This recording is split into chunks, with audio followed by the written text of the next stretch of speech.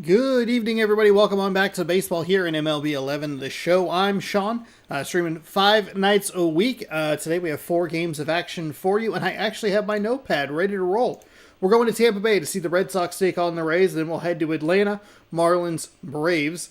Then we're going further north. We're starting in Florida, and we're working a East Coast road trip up to New York to see the Mets and the Nationals. And then we're going to fly all the way over to the West Coast for the Dodgers and the Giants. Thank you for watching. Thanks for hanging out. I appreciate it. If you like the video, give it a thumbs up. If you want more, subscribe. All that good stuff. Let's jump into today's content. If I could find, I had the notepad ready, but I didn't have the screen ready. View today's games: Red Sox Rays.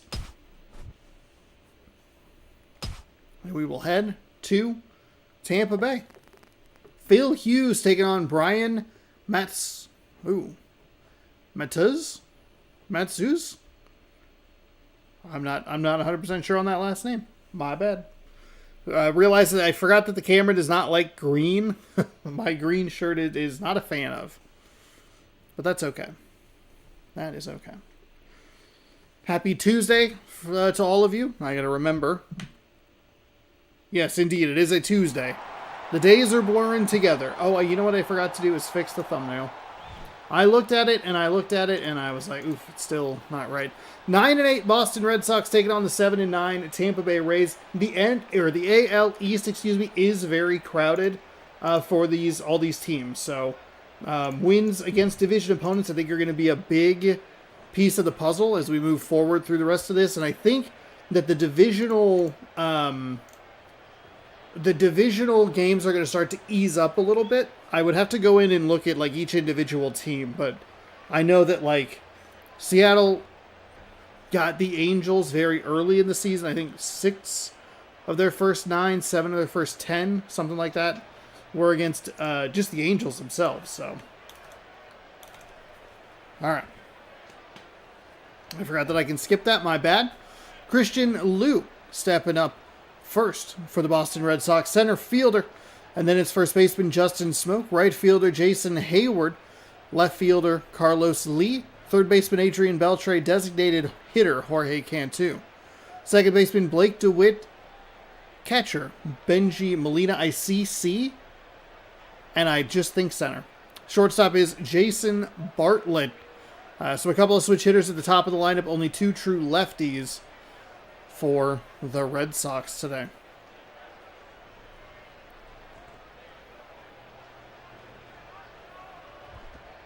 Phil Hughes is a right-handed pitcher. He's 1-2 with a 7.71 ERA. 7 innings pitched in 3 games. 7.36 hits, walks, strikeouts. Okay, we're locking it down. Sometimes the game just kind of says you don't get to read this, but sometimes we actually get a pretty good look at it. Here's your Tampa Bay Rays defensive lineup as Christian Liu steps in with a 3.08 average. He has a home run, 4 RBI. Does have a stolen base, which is always a good stat to have, especially as a leadoff. We see that walks and steals can be very important in these short 3-inning games. The righty winds and fires, that misses low for a ball. It's a big curveball or changeup.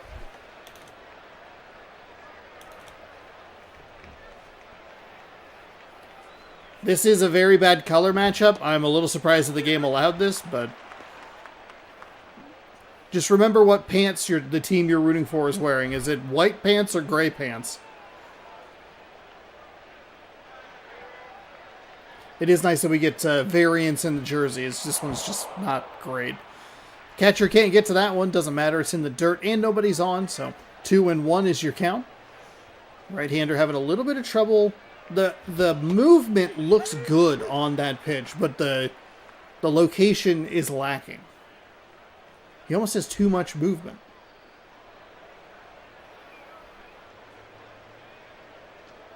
Here comes the 2-2. That is hit well out to left center field.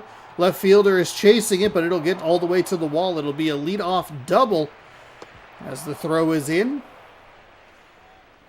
to hold him to just second base. So,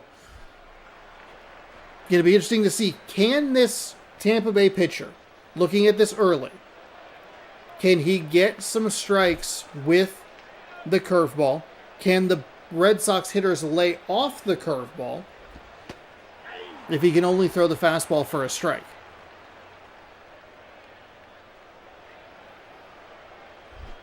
Lou takes his lead at second. Justin Smoke up to bat.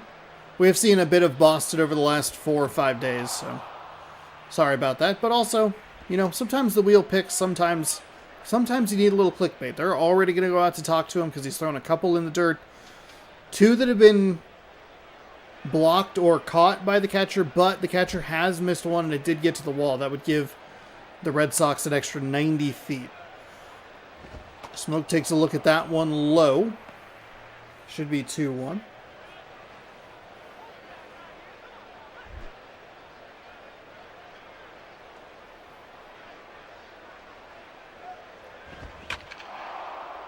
It's a pretty solid hit, but well foul. So Smoke with that evens up the count at 2-2. Runner on second. Nobody out here, just getting into the top of the first, our first of 4 games. There's another pitch in the dirt. Again, from our angle, as they're going to go out and talk to him a second time already in this at-bat. But you can see big movement on that pitch. If it's me up there, he's probably got 6 strikeouts at this point. Count is full. Smoke swings and misses on that one, and it is a strikeout. So, leadoff double, and then Smoke strikes out. That'll bring up Jason Hayward. I couldn't remember who it was. I knew it was a big power bat, but I just couldn't remember. We're going to see his team in a little bit as Atlanta takes on the Nationals. Washington. Atlanta, so stick with the city name. That is foul up the third base line. Just a hair outside. Otherwise, it's an RBI. Instead, just a long strike. 0-1. That is hit, drilled over to the first baseman. He will underhand toss it. The pitcher covers. The timing almost thrown off a little bit there. But it must have just been our angle. That replay looked a lot better than it did in real time. So 2 away, the runner does advance to third. So if Carlos Lee can get anything past the infield, it'll score a run. Plate a run? Find some more interesting variances on how to say things. Righty winds and fires. That one's at the knees for strike 1.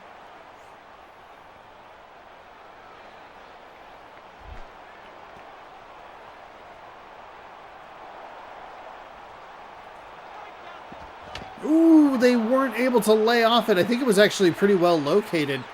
That's that big curve, and it induces a ground ball for an out. So, Boston puts a runner on second to lead things off.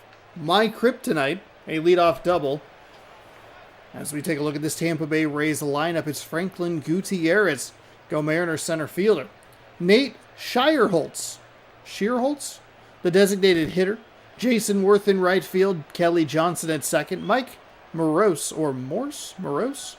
over at first, Chris Johnson at third, Carlos Ruiz behind the plate, David Murphy in left, and Jack Wilson at shortstop. So mostly righty, 3 true lefties. Which I guess is only a point that you're making if it is indeed. Okay. So we have the starter here for Boston. I'm not sure how to pronounce the last name. 1-1 with a 5.79 ERA. 3 games with 9.1 innings pitched. Let's see. 8 hits, 6 walks, 6 strikeouts. So he's just as effective at walking you as he is at striking you out. That'll lead off, or give Franklin Gutierrez.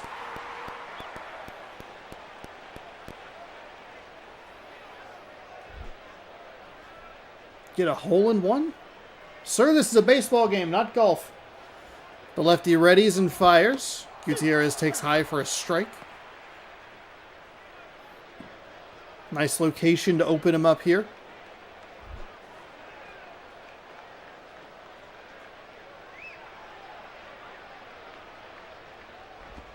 That one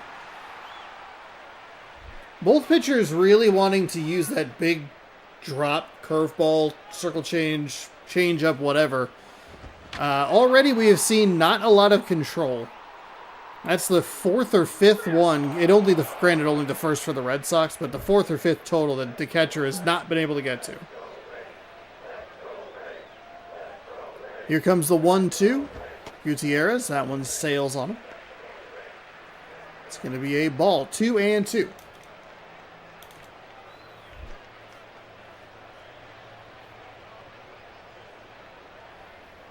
Lefty steps, fires a strike. That's hit off the end of the bat, and that'll be a foul ball. So stays alive with a 2-2 count.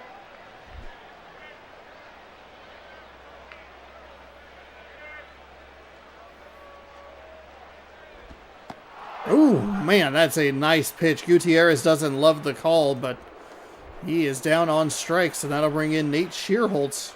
Schierholtz? Oh, Schierholtz. Okay, I was right. A true lefty in this lineup.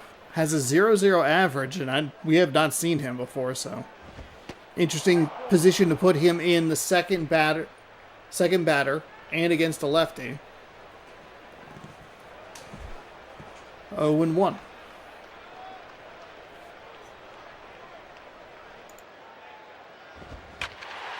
That one is hit well, but foul. Left fielder took a look, but it was going to be foul regardless. 0-2, lefty to the lefty.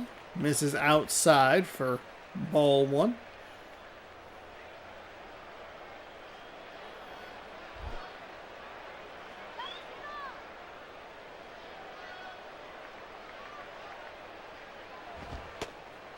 That one's inside. 2-2. Trying to work that east to west style of pitching.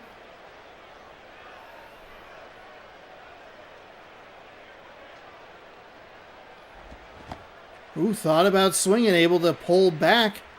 That pitch misses low for a ball. 3-2.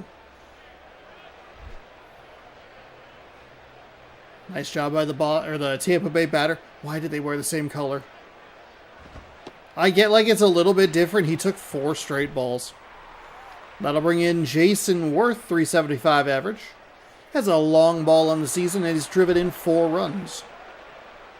1 out and 1 on. That is a strike at the bottom of the zone. I mean, the absolute bottom of the zone. I think that might be a helmet tapper. It looks low to me.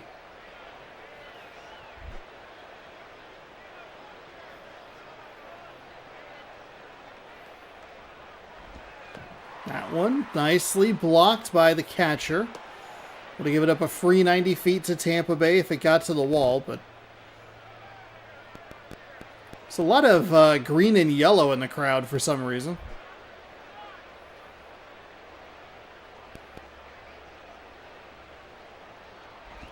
Lefty fires that one outside, not close. Started outside, stayed outside, and it only really seemed to have vertical drop. Wasn't like it was a slider coming in to clip that outside corner. 2-1. 1 on, 1 away. That's foul up the third base line.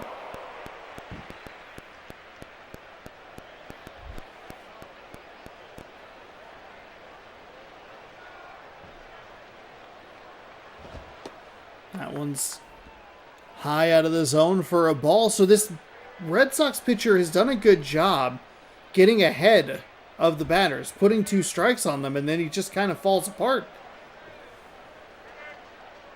Here comes a payoff pitch. That one's outside, so it's 2 straight walks. We saw that it was 8 hits, 6 walks, 6 strikeouts. He's now given up as many walks as he has hits. That's 16 base runners.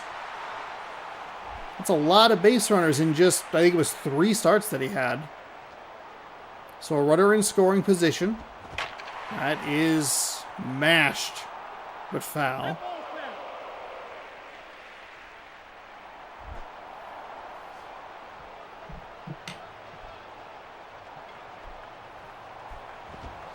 That one's in. Looked like that was pretty down the middle for a strike. 0-2 to the hitter. Let's see if he can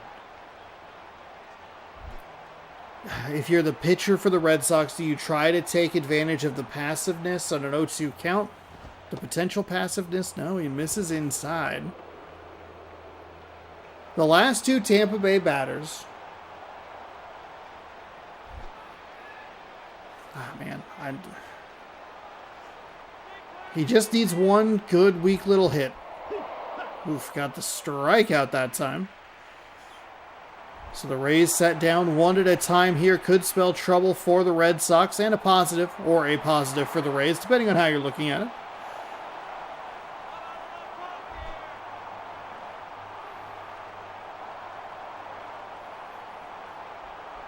Two on, two out. That pitch misses inside, ball one.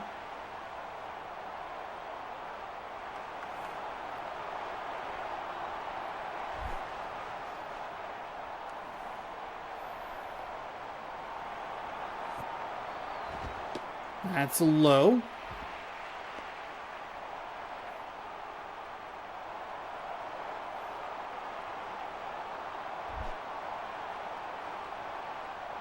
How aggressive are you as a hitter in a 2-0 count? Pretty aggressive. Going back to that inside spot yet again. Got the swing. It's foul. So 2-1.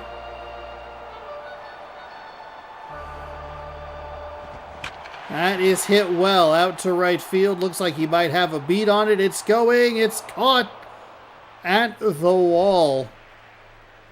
We saw kind of that funky play yesterday in the Twins game, I want to say, where it was, I mean, obviously 2 outs is a little different than, or is different than just 1 out because you can just have everybody running.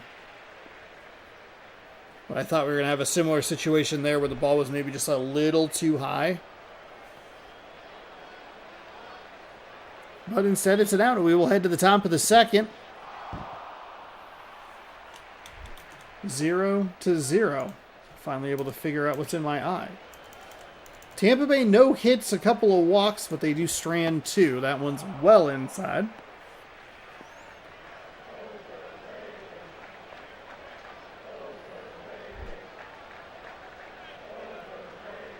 Yet again, this pitcher falls behind 2-0.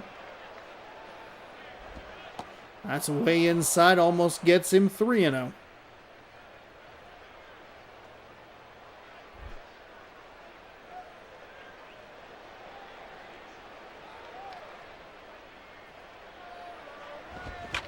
That is a big swing on a 3-0 fastball. That looked like it was just left straight over the heart of the plate. Couldn't time it up, and it is a long strike.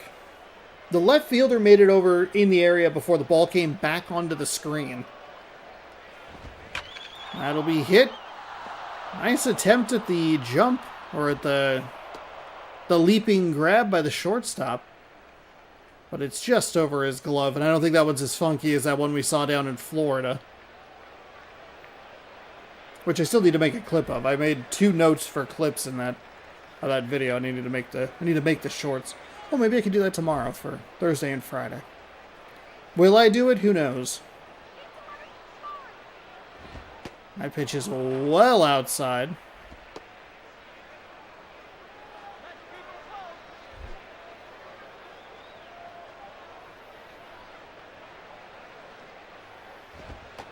That one's in for a strike.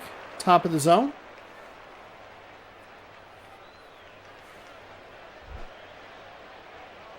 1-1. So Boston now has a leadoff single in the second inning. They had a leadoff double in the first inning. They were only able to advance that double to third, and that was on an out. I pitch inside.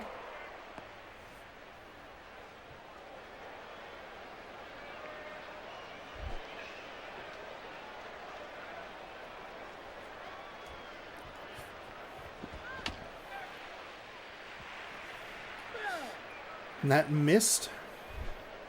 I believe that was a foul ball. I apologize. Hold on. Looks like you're about a pitch behind. Quite literally. That one is hit into left field. So just over that shortstop again. Oh, they're going first to third. And it's a mistake because that is an out. The throw wasn't great from left field, but It was actually perfect. The throw was so bad it was perfect. It went right to the guy, right to the third baseman. I don't know why you're trying to advance first to third in that scenario. It didn't get that deep out to left. Just go station to station. And you lose an out. And they're going to put on a little hit and run. So he'll slide into second. So what was the tire screech? It's been a weird Boston offense today. I think you can see why they got absolutely blanked by the Yankees in that last series. Or maybe they scored the one run. Pitch is in for a strike.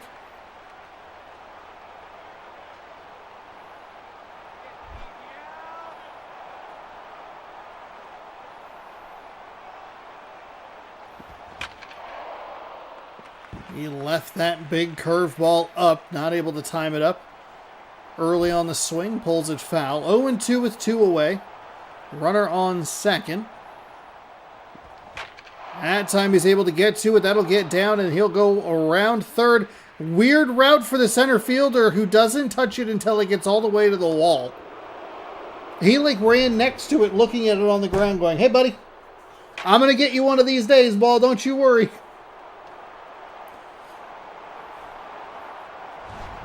I guess I probably should have done this joke like that.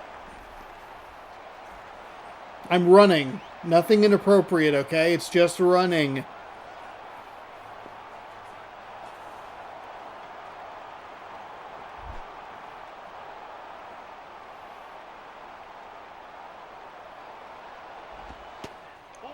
Pitch is outside for a ball.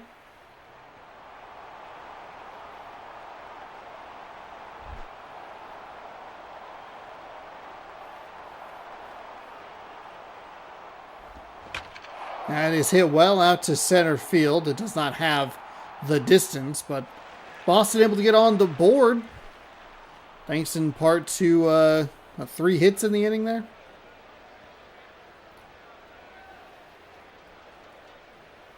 Johnson, Ruiz, and Murphy coming up. Tampa Bay has put 2 on via the walk.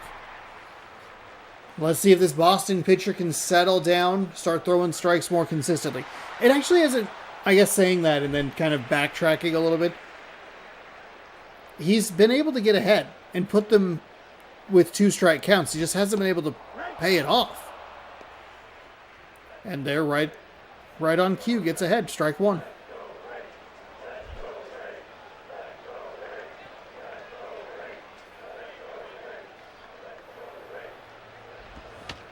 That one's fouled away.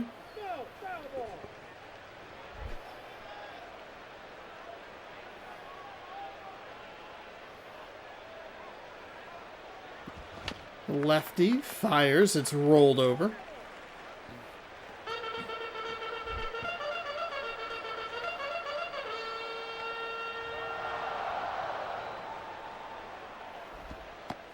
That one just misses on the outside. One of the better 2-strike pitches he's thrown. Because at least it's tempting. Too many of them have been well off the plate or low in the dirt. Which thankfully for him, he hasn't been burned by yet. That was not a very competitive pitch. So it's 0-2. It was 0-2. Now it's 2-2.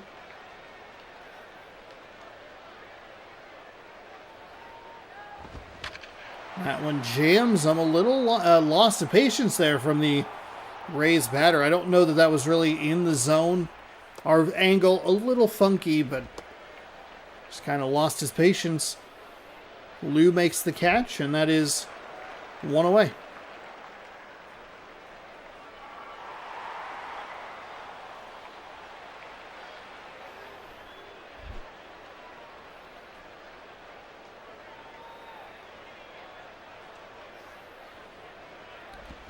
Lefty fires, and that one is hit foul up the third base line.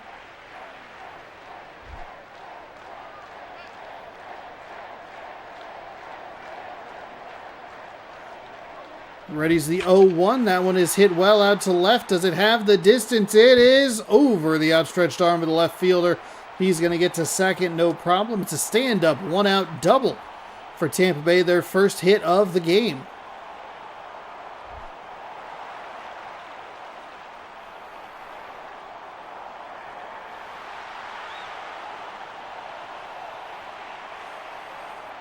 Murphy with a good swing here could tie this game.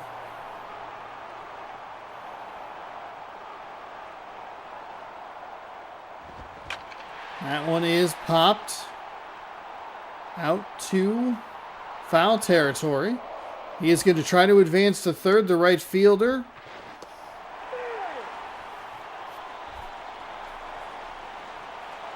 I don't think he had the arm to get there, but this will bring up Jack Wilson, second Mariner of the day. Actually, I think maybe third total Mariner of the day, so this is technically a Seattle Mariners game. He'll face the lefty with the tying run at third base. That'll be hit. The shortstop, he's able to grab it, fires over to first in time for out number 3. I do like the advance by Tampa Bay there. It's way deep out to right field into foul territory, and we got our favorite animation, the hat to reveal a hat. Boston 1, Tampa Bay nothing. That'll bring in Christian Liu. 1 for 1 with a double today. Unfortunately stranded at third. As we head top 3. That pitch misses for a ball. 1-0.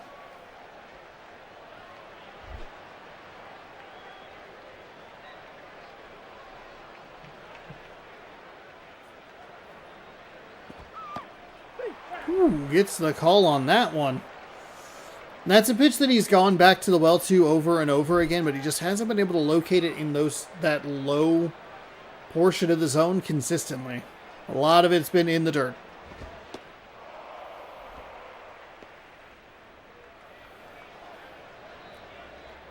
Sails that one outside. 2-1.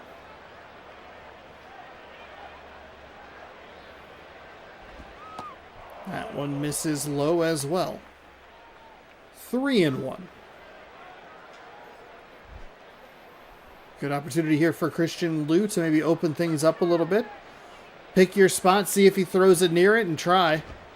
No, instead, hey, good job, take a walk. I probably get a little bit anxious. I probably swing under that. As a professional hitter myself, sometimes you just get fooled. But that'll put a runner on first with nobody out. So he's had a great game. He's had a leadoff double and a leadoff walk. Justin Smoke with a 300 average. That's kind of a guy you're looking for behind you. Is 0 for 1 today with a strikeout. Good take inside there.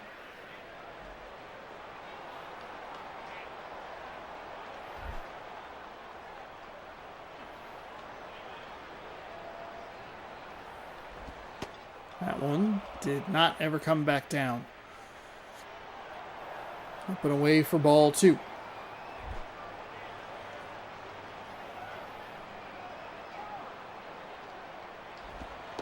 That one misses low, ball 3. So he has really done a bad job falling behind these bats.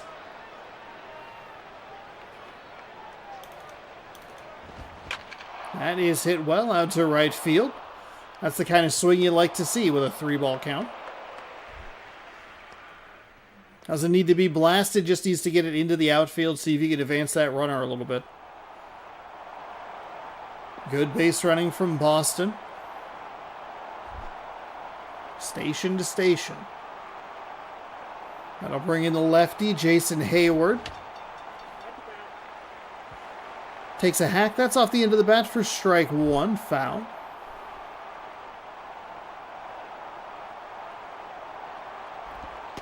That pitch is in low for a strike. 0-2.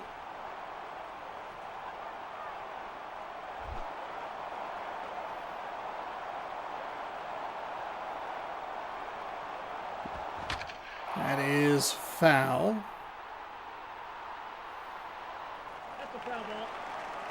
I love the catcher just stands there the whole time. Anytime there, umpire.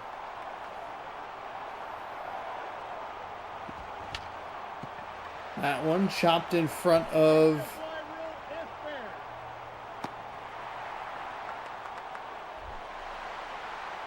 Wait, hold on. That was a fly ball? What?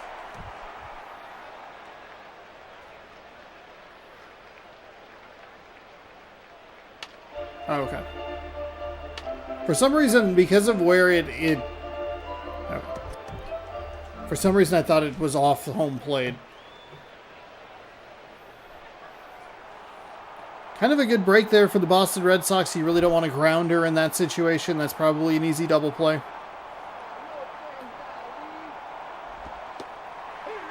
Righty fires a strike. 0-1.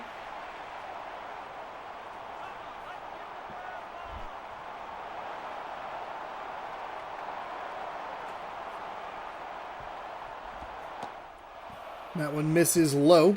1-1.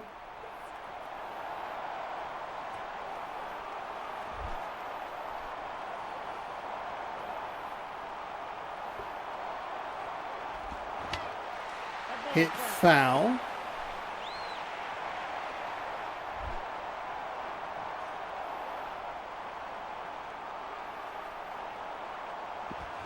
That is smashed out to center field, but just a little too hard. Right at him. So Boston. Why did they wear the same color jersey? Franklin Gutierrez out there. They are going to go to the bullpen. The Rays bringing in a righty. It's Jordan Walden. 1 game, 1 inning, no walks, 1 strikeout. No record, no saves, no ERA.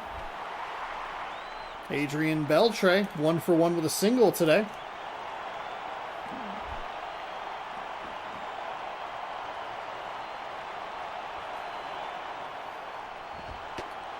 Beltre takes a strike on the outside, 0-1.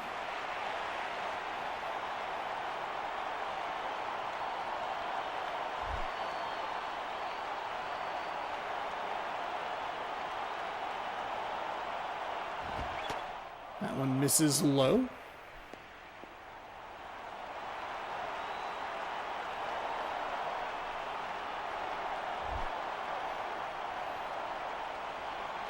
Two on, 2 out for Boston, looking for a little insurance before heading to the bottom of the third. That pitch is way outside for a ball.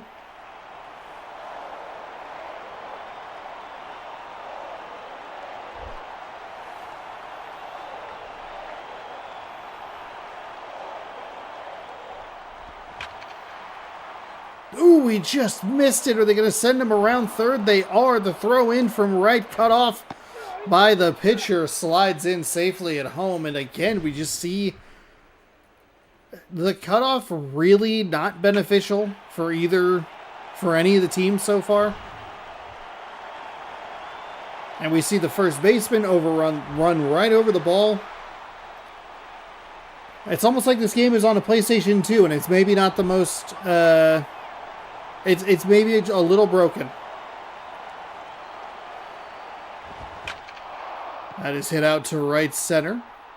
Center fielder is over. Makes the grab. It retires the side. But Boston puts up 1 run. Gutierrez, who just made the catch. Schinderholt and Worth coming up. Cinderholt? Dang it. I had it earlier, and now I'm looking at it, and I'm confused myself. 0 for 1 with a strikeout is Franklin Gutierrez.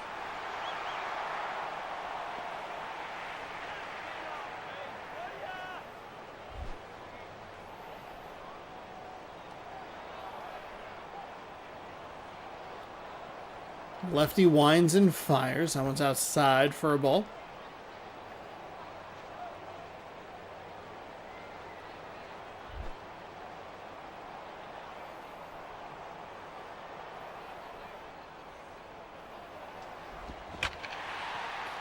Way to open things up here in the bottom half with a single.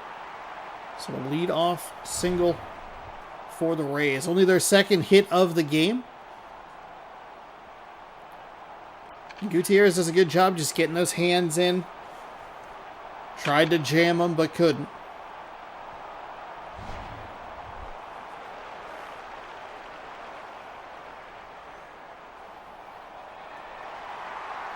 Shearholtz.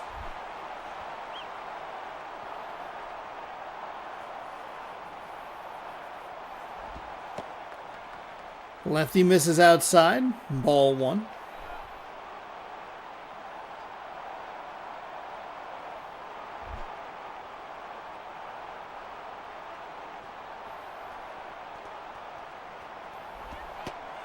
That misses low as well. Ball 2. Tying run at the plate. Austin's gotten 6 or 7 hits, but they haven't done a good job getting them across the plate. Here comes the 2-0. They put the runner in motion. That's going to get dumped out to right. The runner is going to go all the way to third easily, as he was already in motion at full speed, hitting that second base, just turning. Jason Worth with one swing can end it with a walk-off. We've had a lot of walk-offs lately. I don't think we have walk-offs as frequently as you might think in a 3-inning game, but they have been more common over the last couple of days. I had 2 of the 4 yesterday, 3 of the last 5 games. And that's stretching a little bit. Interesting, actually, to go back and look and see how many walk-offs there were.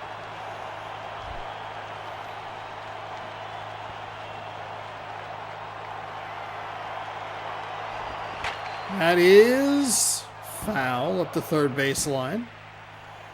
So what are we working with? Runners on first and third. Nobody gone here for Tampa Bay. Bottom half of the third.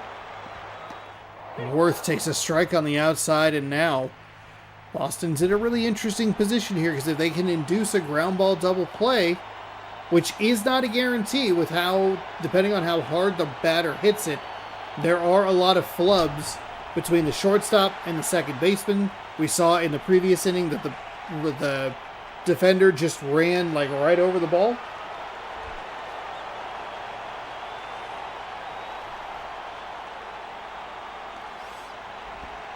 That pitch misses outside. 1-0.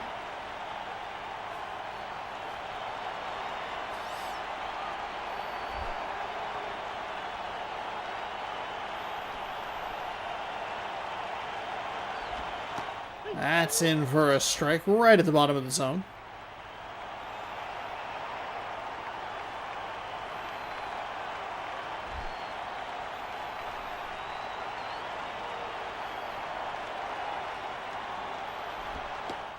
That's in for a strike as well.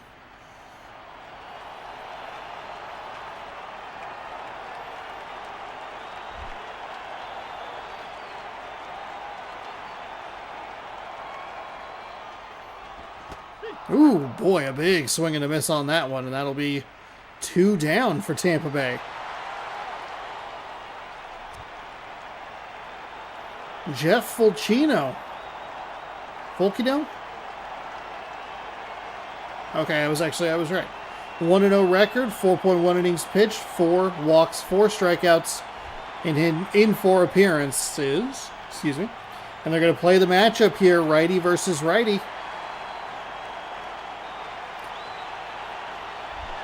One swing could end it in a positive for Tampa Bay, a positive for Boston. We'll see what the righty has in store. It's a ball low.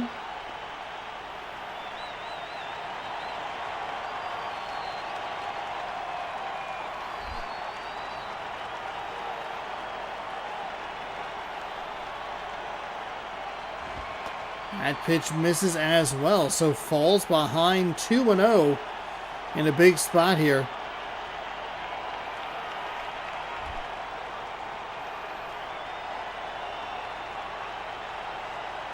Here's the wind and the pitch. That one is hit well, but it's going foul. Into the crowd as they rev back up. 2-1 count. Here it comes. That is hit well out towards center. Does the center fielder have it? He does. Puts it away for the third and final out, and that will do it. The Rays fall to the Red Sox 2-0. And Fulcino's going to pick up a save. He only needed 1 out. But he gets it. They played the matchup, and it benefited the Boston Red Sox, who pick up 1 in the first, 1 in the third. Tampa Bay had some opportunities, but they couldn't cash in. They only had a couple of hits in this one. An opportunity in the bottom of the first to strike back, but interesting that the pitcher threw the glove at the wall. Brian Matsuez, 2.2 innings pitched, 3 hits, 4 strikeouts, your player of the game. He improves to 2-1. Phil Hughes falls to 1-3, and Fulchino gets his first save of the season, and that will do it for game number 1. 2-0. Rays ended up with 3 total hits. The Red Sox had 6. So,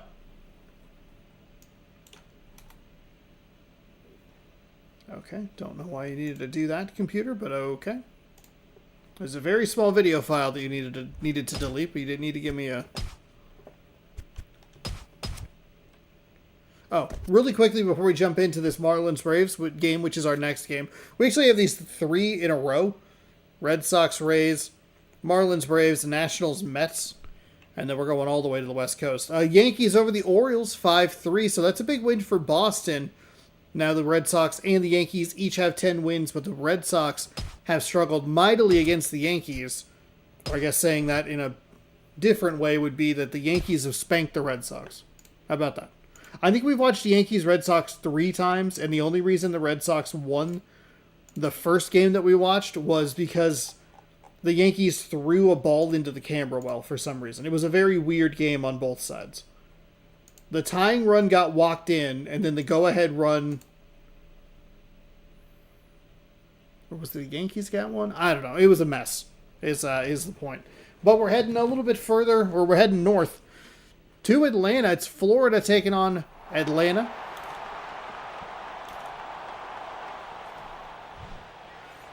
Marlins are 8-9. The Atlanta Braves are 9-9. Welcome on into Turner Field for Game 2 of our quadruple header. We have seen a shocking amount of Florida Marlins baseball. They did get that extra opening day game, so they've had like kind of a leg up. And they played a winless Mets team that we watched in back-to-back days. Oh, I can skip this, sorry. Coco Crisp is going to lead things off for the Florida Marlins. He is in center field. Paul Konerko at first. Alex Rodriguez over at third. Pat Burrell in left. Todd Helton, the designated hitter. He has slid down in the lineup today. Normally he is in that 2-3 spot for Florida, which has been an interesting thing where my brain is starting to click some things into place. Granted that we're 21 days into this. Chris Iannetta is at catcher. Orlando Cabrera at shortstop. Garrett Jones in right field. Danny Espinosa is at second. But I don't think Todd Helton doesn't play particularly well. His batting average is very low. And Alex Rodriguez is batting well. If they could get a couple of guys in front of him on, they would really benefit. But perhaps John Landon, the lefty, is the reason he's so low. 2-1 record, a 3.86 ERA in 3 games, 9.1 innings pitched, 6.43 hits, walks, and strikeouts. There's your Atlanta Braves defensive lineup. Brought to you by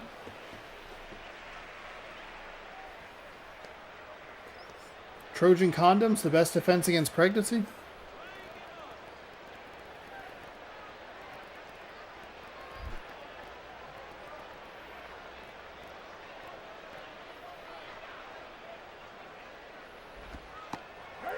That is a nice pitch on the outside to get the strike, and Coco Crisp falls down 0-1. I gotta move the wheels on this chair around. Hold on. There we go.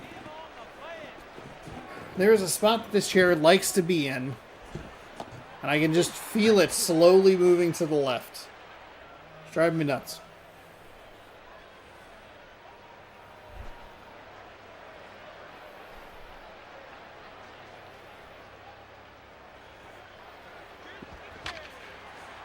Crisp drives that to the second baseman and throws over to first for out number 1.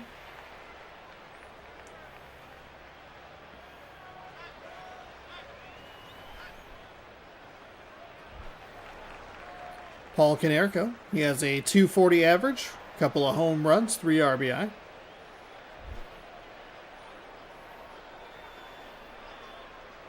Make him swing right down the middle, come on. That would... You say whiff? I need what they did for that MLB Slugfest. upload that that one missed outside. Oh, what was it? Video game history org, something like that. They found a early version of the game that had a bunch of lines that the that MLB said no thank you to. They said, like, you have to cut these out or whatever. Video game history Foundation maybe is who it was. I need that for MLB 11 so we can get some of these random sound bites. That one up the right. The first base line is foul.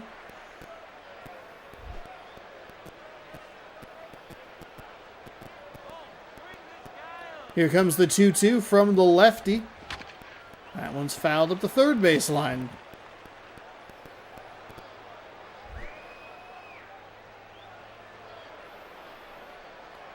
Two and two, one out. That one's low. It fills it up at 3-2.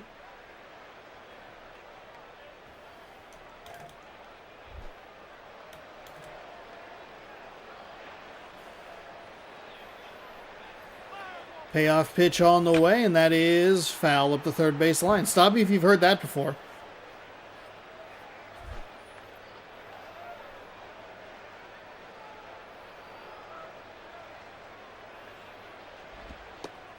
That one misses inside, so able to work a walk.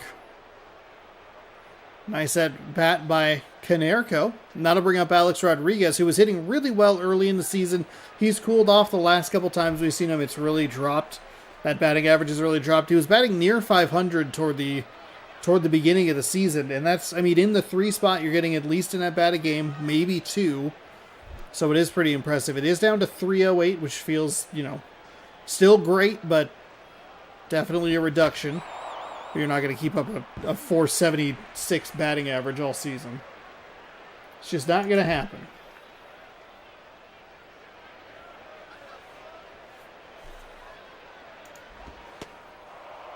That one sails high.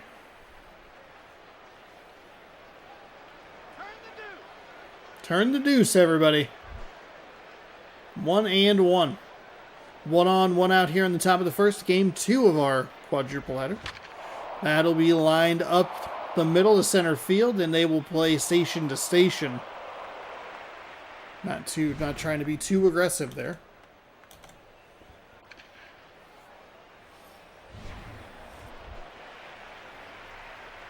Pat Burrell.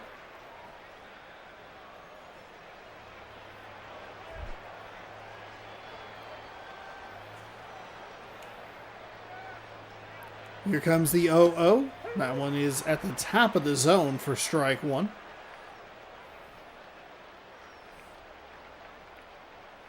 Canerco at second, A-Rod over at first.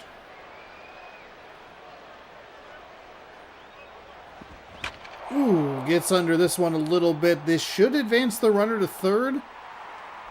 We'll see how much arm the center fielder has. Not enough. Though it is a little closer than you might have anticipated. I think that it's kind of weird, like the cutoff and the slides almost balance each other out a little bit. I think the cutoff rhythm is worse than the slide animations. But out number 2 does advance the runner. That'll be foul.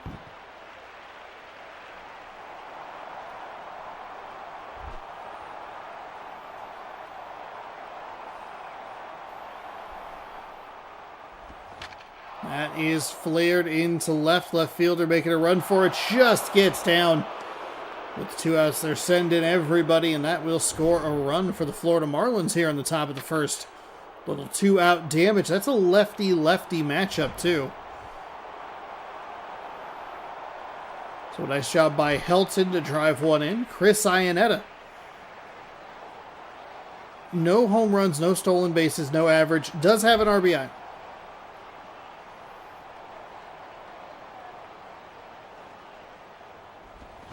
And a good opportunity for him to get his first hit, but it's an out right to the left fielder.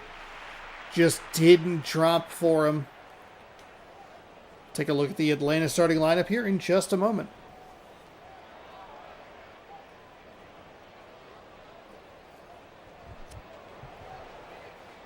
Elvis Andrus leading things off from the shortstop position. Howie Kendrick at second. Josh Hamilton in left field. Andrew Jones in center.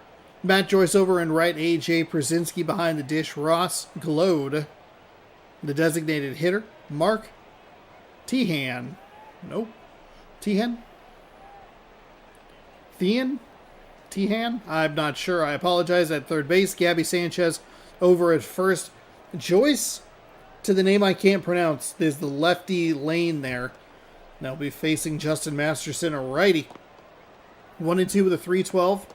3 games, 8.2 innings pitched. I did not catch those other stats. 12 hits, 5 walks, 3 strikeouts. So not where you want a couple of those numbers. You'd like to see more strikeouts. You'd probably like to flip the strikeouts and the walks and cut those hits down considerably. But we'll see what he can do today. He is working with a 1-0 lead, so that's a positive for him.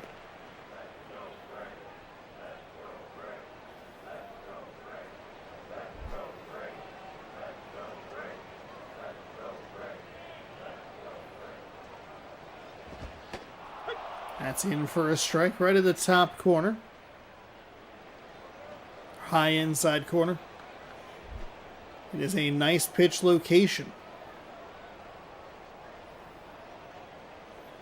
Righty winds and fires. A big swing there makes it 1-2.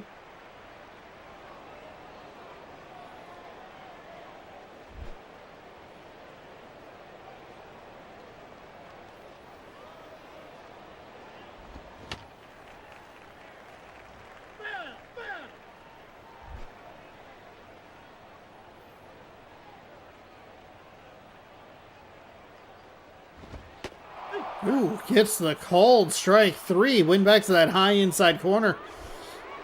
2 nice locations and gets the called strike 3.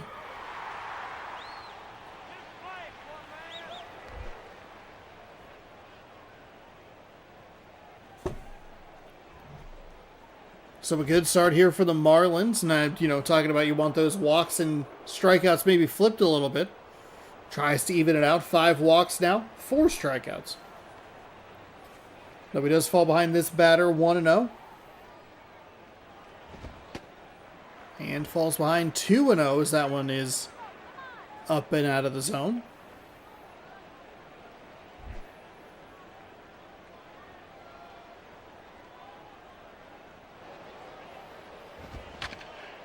Rolled over to the third baseman. It should be A-Rod over there.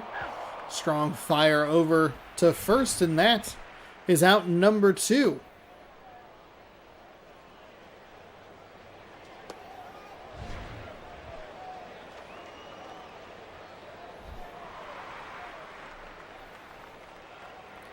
Josh Hamilton. 3 home runs, 6 RBI.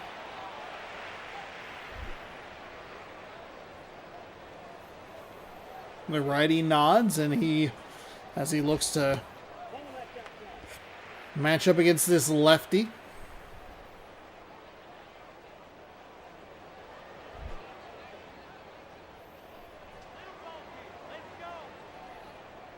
Here comes the 1-0 with 2 gone. That one's high out of the zone.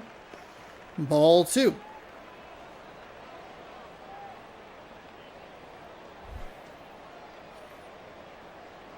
Not a great spot to be here for the Marlins pitching. And just kidding. He's able to get him to roll over it. First baseman covers, and it is still 1-0. Cabrera, Jones, and Espinoza coming up for the Florida Marlins with a 1-0 lead.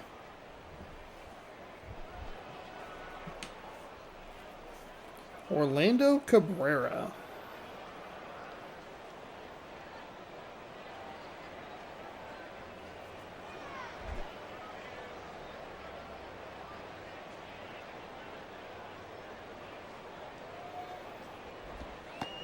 Lefty gets a nice curveball in for a strike.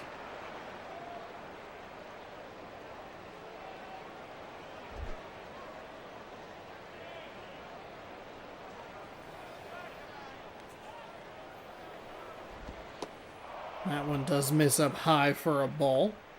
We got Tuesday Night Football on. Wow.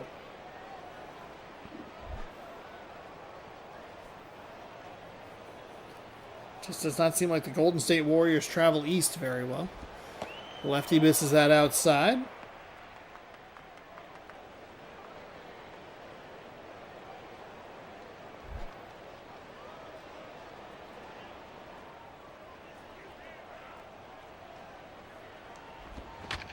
That one's rolled over. First baseman picks it up and steps on the bag. So we get ready to get locked in here. A little more locked than I've been. I was pretty locked there for a little bit. I'm more tired than I realized. It's weird. I slept better last night than I did the previous night, but I feel more tired today than I did yesterday. I don't know why.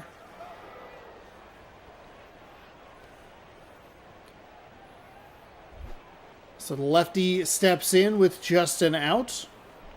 1-0 here at the top of the second. That gets the high inside corner. Strike one.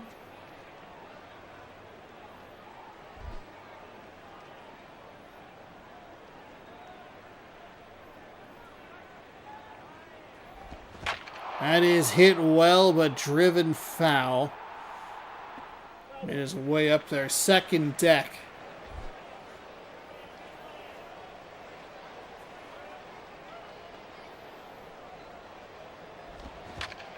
And he rolls over that next pitch.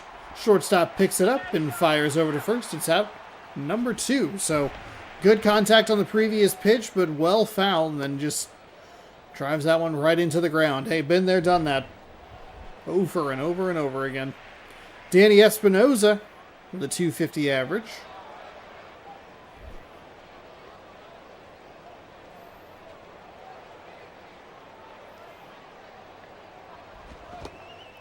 Swung on, or just a called strike at the bottom of the zone. Either way, it's 0-1.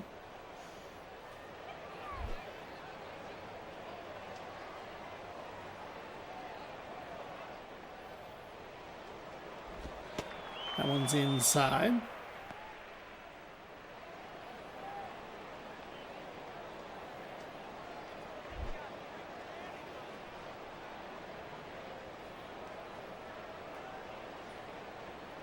Here comes the 1-1. That one is hit first base side, and that will retire the side. It'll be a 1-2-3 inning for Florida. Jones, Joyce, and Przinsky coming up for Atlanta in the home half of the second. Andrew Jones, to be specific.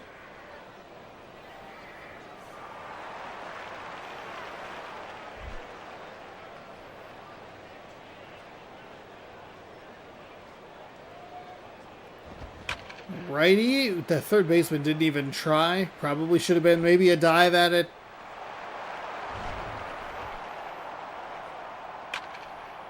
And we get to watch him again just stand there.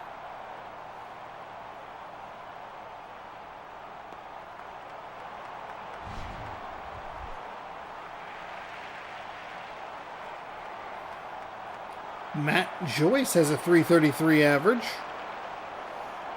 Now we're starting to get into that lefty chunk of the, because it would be the 5, 6, 7, 8. That pitch misses low.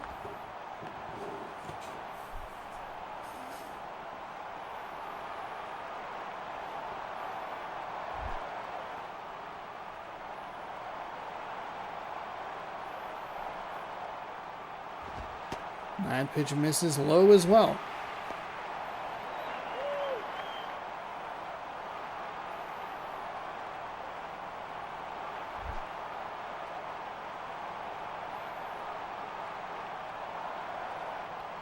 Here comes the 2-0. That one's in at the bottom of the zone for a strike.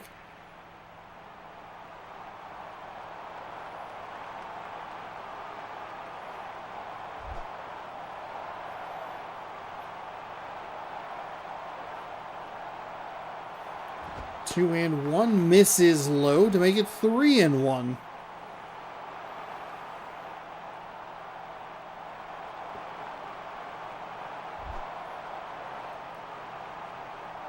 One on, nobody out. Bottom 2. That is hit to third. That's going to be rotated over to second, over to first. Around the horn they go for the twin killing double play. That is brutal for the Atlanta Braves.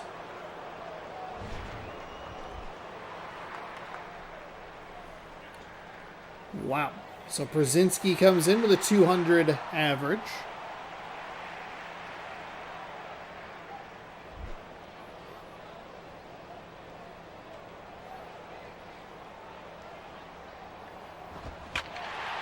That is hit well out to left center field. Doesn't have enough as it will be grabbed in the gap by the center fielder. And that'll do it. We're heading to the top of the third, 1-0 Marlins. And Coco Crisp, who just made the catch, I believe he's the center fielder for this team. He'll get another opportunity at the plate.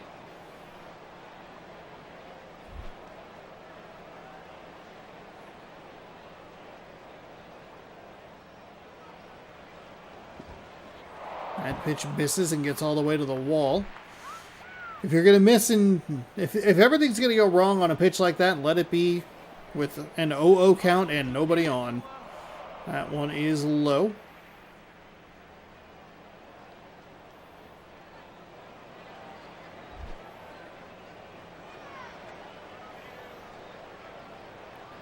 Two 2-0. That's in for a strike.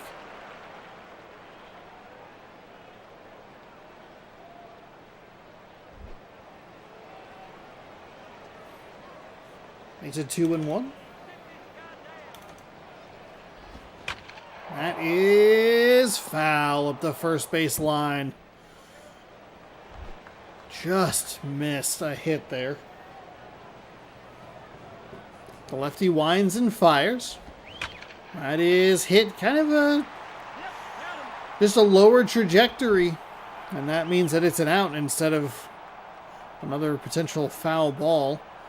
A walk and the run for Canerco here. As the walks are very devastating in just 3 inning games. And that pitch is outside.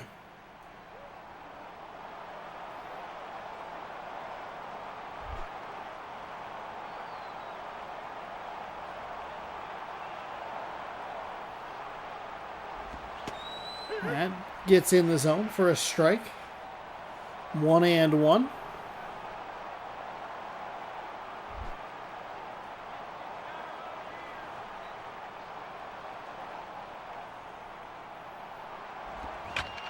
Ooh, puts a good swing into it, but it drifts foul. Makes it 1-2. The long strike, 1 away.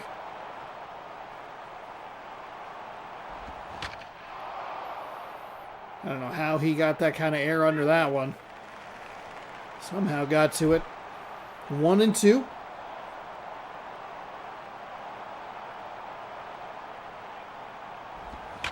And that one is another foul ball.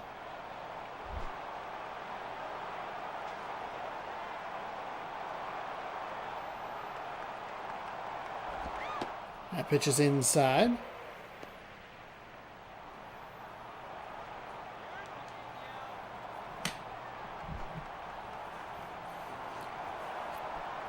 So 2-2 with 1 away. Here comes the pitch from the lefty, misses inside to fill up the count. Canerco's already worked a walk in this one. Can he do it again?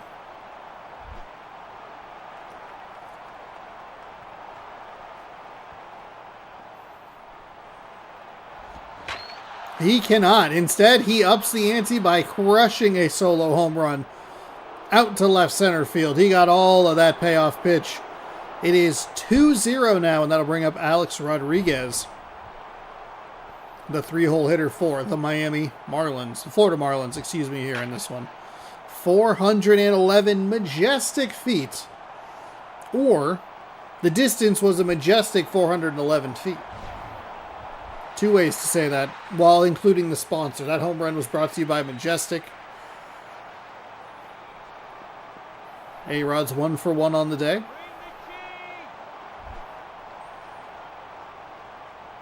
Could be a big run for Florida. That pitch misses, and again, kind of a good spot. Nobody on the pitches, and it's an 0-0 pitch, so if everything's going to go wrong, let it be there.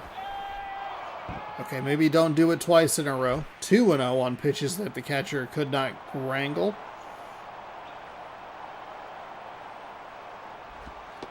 And 3-0 on a pitch that the pitcher sails high, overcorrects, and a little too much. It's gone.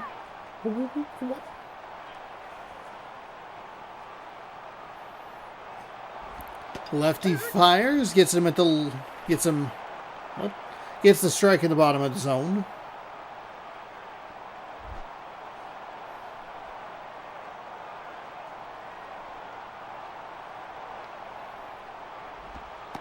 Ooh, nice take. Or actually, excuse me, nice pitch.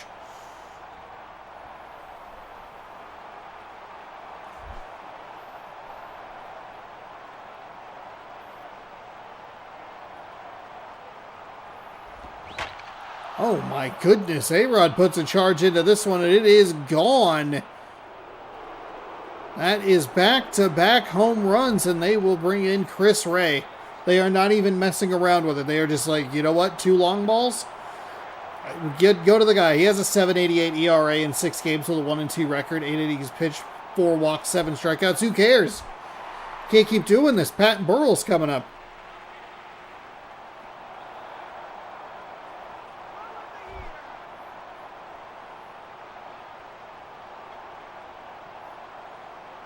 So Florida now up 3 with 2 solo home runs here in the top of the 3rd.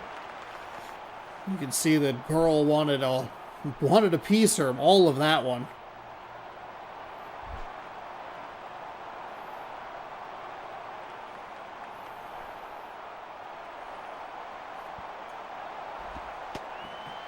That one's in for a strike. Right at the bottom of the zone. 0-2.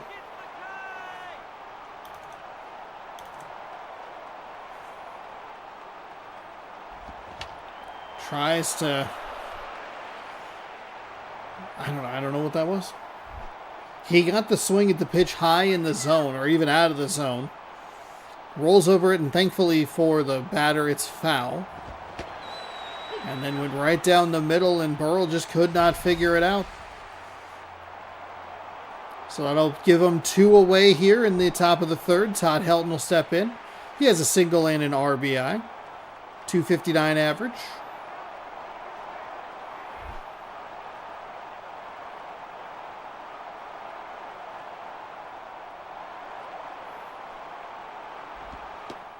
That misses outside. Or low, actually. Maybe a little bit of both. Low and outside.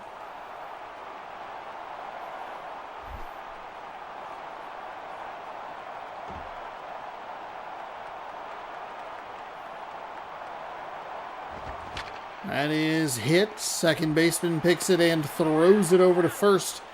That will retire the side. 2 solo shots. Knock the lead up to 3. The 7-8-9 hitters coming up for Atlanta. They have 1 hit, but they were hit and then it hit into a double play. So the Marlins have faced the minimum.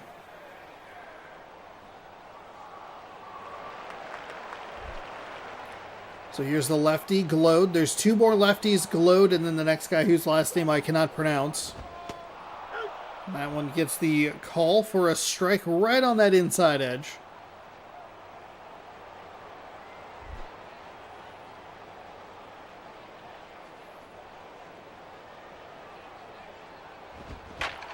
He is going to put this one into the gap. It's going to be a leadoff double.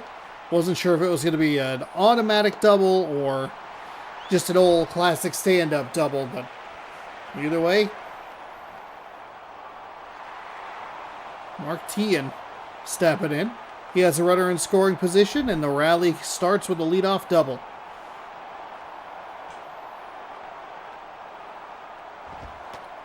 That pitch high and inside, ball one. Be interesting to see if this starter gives up a run or two. Let's say it's a 2-run home run. Does Florida go to the bullpen and just say, hey, let's try to lock down a save here? Instead, this one's just going to be hit out to center. See how aggressive the base runners are. They will indeed advance him. The cutoff is slow and the slide is safe. So an out will advance the runner 90 feet.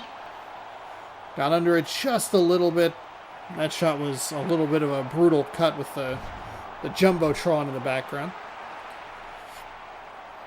Oh, Gabby Sanchez, he played for Florida, now he's playing for Atlanta, and he's not looking very good, under 100 on the average. Gonna run 90 feet from the dish. As that is a pitch that was not where the catcher wanted it, but it still works as a strike, so 0-1.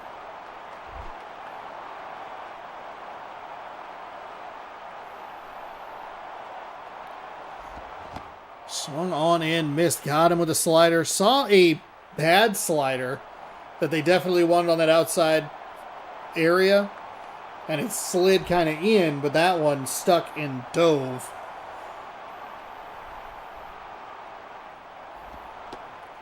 Tries to go back to the well a third time. Way to lay off it for Atlanta. 1-2 the count now.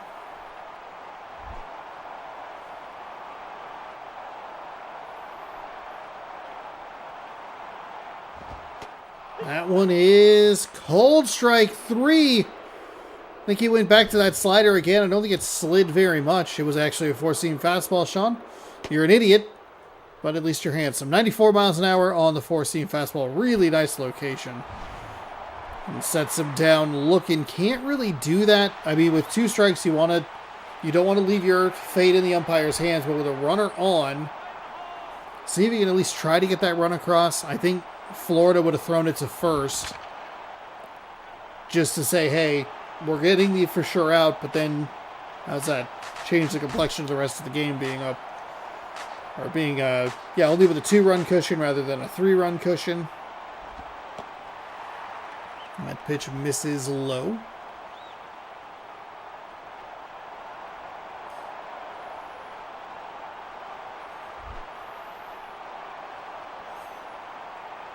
So 1-1 with 2 away. That pitch is inside.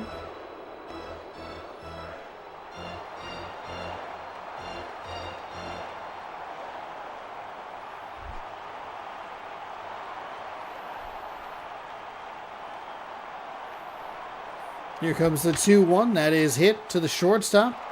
He will pick it up and fire to first for out number 3, and that will do it.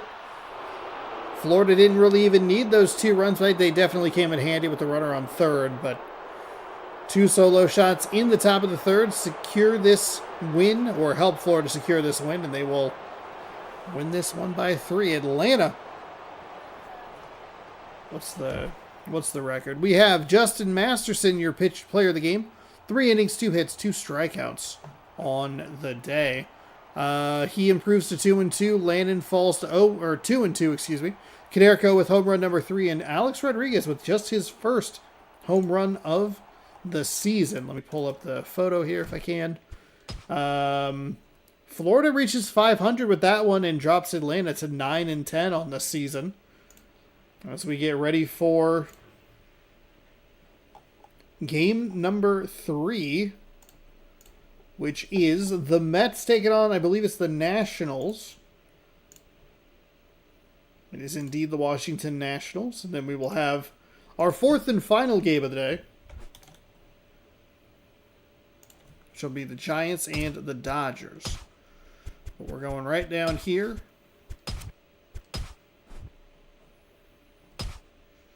Nationals, Mets.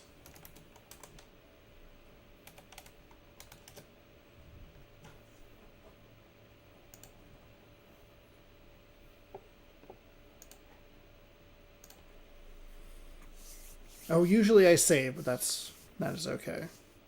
Home runs allowed. Seattle 29th with 12. And they're still playing pretty well. They are 11-6. Arizona's only allowed 3. Philadelphia with 5. Florida hasn't allowed a ton either. But welcome to Citi Field. The 8-11 Washington Nationals taking on the 6-11 New York Mets.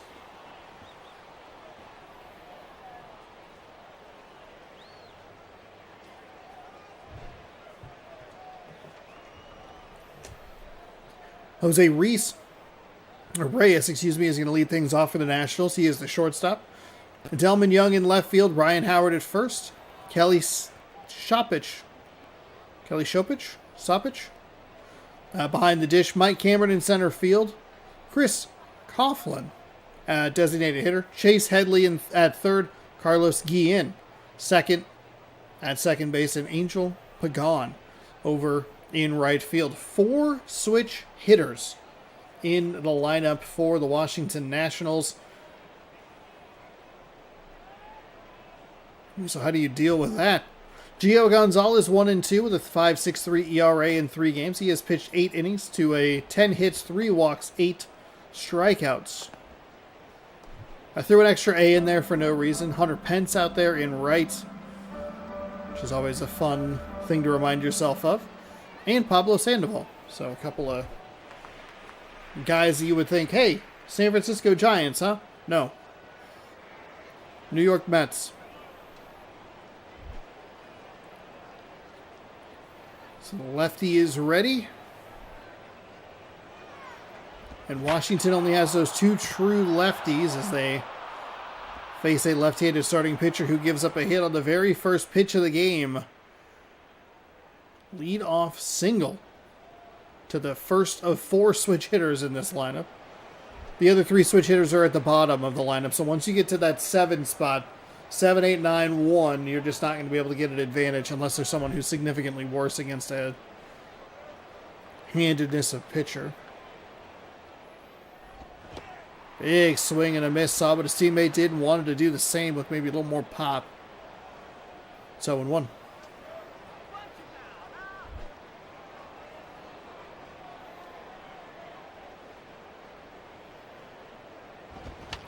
That one's off the end of the bat, rolls foul. A break for the Nationals, as that likely would have been a double play. Instead, it's just an 0-2 count. Lefty fires. That one sails high on him. That'll be a ball.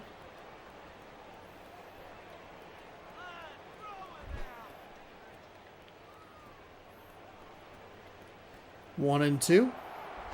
I'll check on the runner at first. He's back in time, safe, so the pickoff moves just are not working. That pitch misses outside.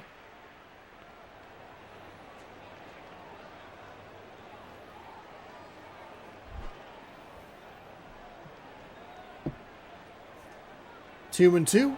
Maybe we'll check on the runner back at first. And again, he is back in safe.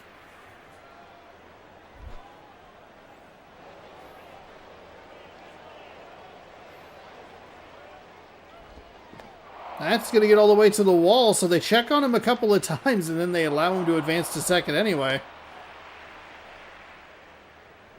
Not a great start for this Mets pitcher, who cannot even get his first out. I believe that is a full count now. It is indeed a full count, so here's a payoff pitch with now a runner in scoring position. They are going to send him to third. He's going to foul it off. Oh, looked like he had a pretty good read on it as well. So another payoff pitch upcoming. See if they put him in motion again. They do not. Instead, they walk him with the pitch well outside. So a 1-pitch hit and then a long walk. And it's a bad start for the Mets. We know the Mets well here in MLB 11, the show. They started 0-6. They were able to climb that record up to 6-8 or something like that. They did have a good stretch there, but it seems like that magic is worn off as they are 5 games below 500 now. That one is hit to the first baseman. 3-5-1. 3-5-1 double play. I mean, this is the one where they always talk about it's really tough because the first baseman has to set up the lane, and then the second baseman has to get it back to the pitcher who's covering on the move. But it's an effective double play to bring in a guy who does not have an average. 2 away with a runner on third.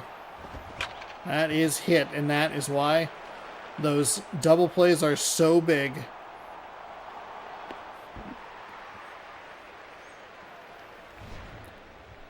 The Nationals are able to advance a runner to third, but unable to cash him in. I mean, because if that's a 1 out at a time inning, then you're looking at a good chance at scoring them.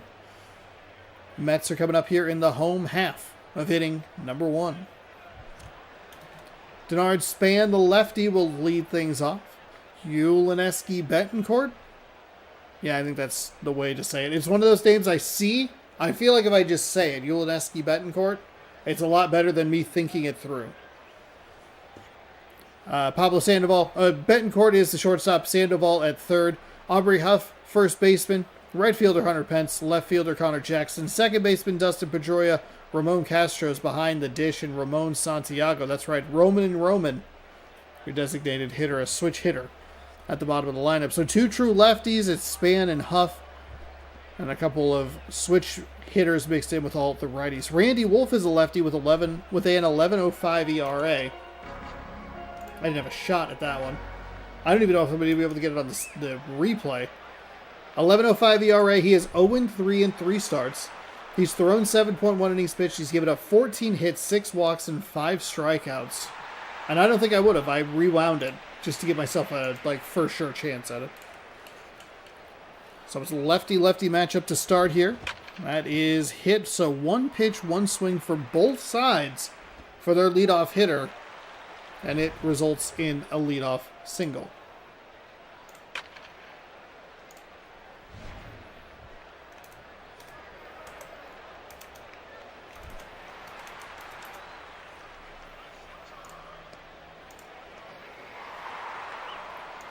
Ulineski.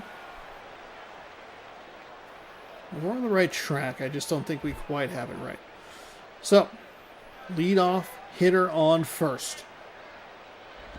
Betancourt is going to hit right into a double play. 2 pitches, a hit, and a double play.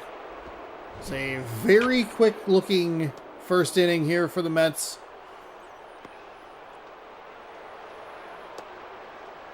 Ooh, it was close. It was close at first. Hold on, let's take a look at that replay.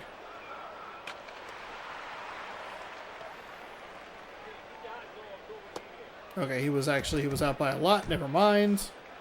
Just ignore it.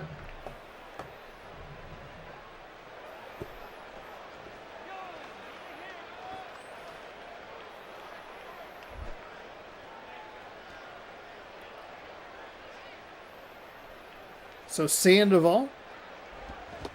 Big swing and a miss. Very aggressive Mets batters here in this one. Tie game in the bottom of the third. We are finishing up our little East Coast trip here. We're heading to San Francisco after this. Oof. Sandoval puts a charge into that one, but can't steer it away from the defender. That was a very hittable location. Each team has a leadoff hit, but can't do anything with it. It's going to be Cameron, Coughlin, and Headley coming up for the Nationals in the top of the second. Double plays played a big part in both of those. They each got a leadoff hit. They each hit into a double play, and then the immediate next batter was an out.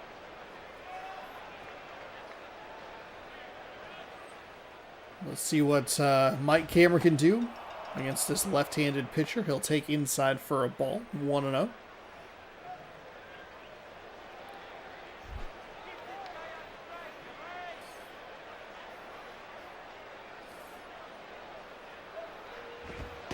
Ooh. A little surprised Cameron took that. Looked like a pretty hittable pitch, but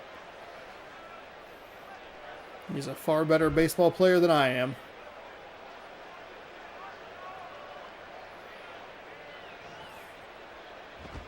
That is absolutely crushed. Mike Cameron looking for a pitch to swing at. He got what he was looking for. Put that one in the seats. It's 1-0 Washington.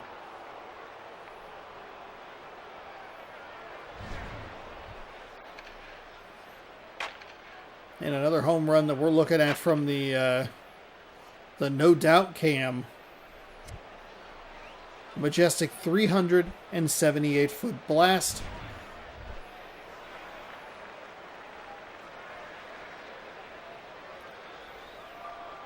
So we have 3 leadoff hits so far in this game.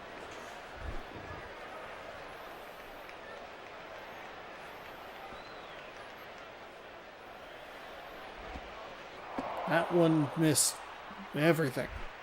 Just a disaster. 1-0.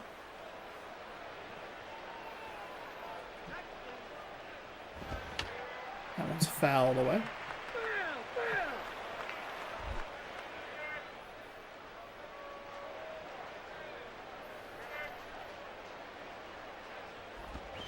That one's rolled up the first base line. Pitcher grabs it and tags him out. Not intentionally, just kind of ran into the guy there.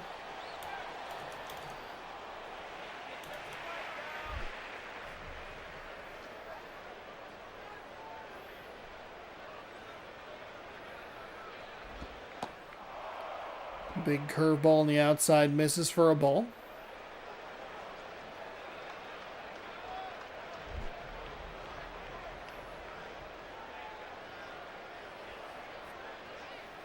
Here comes the 1-0 with one gone. That one's inside. 2-0. Washington opens up the scoring with a solo home run to lead off the top of the second. Mike Cameron deep to left field. That's in for a strike as the catcher set up over here and then had to come back to grab it.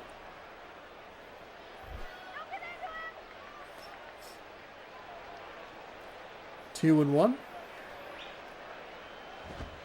That one stays outside. Good take. 3-1.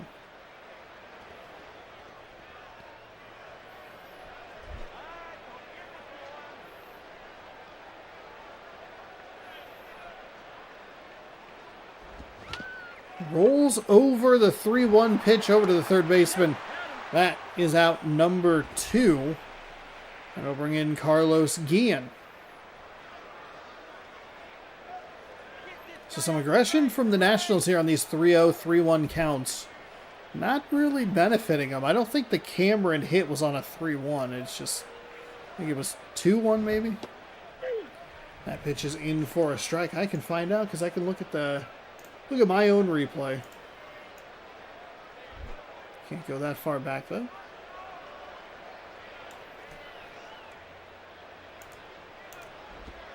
That pitch misses inside.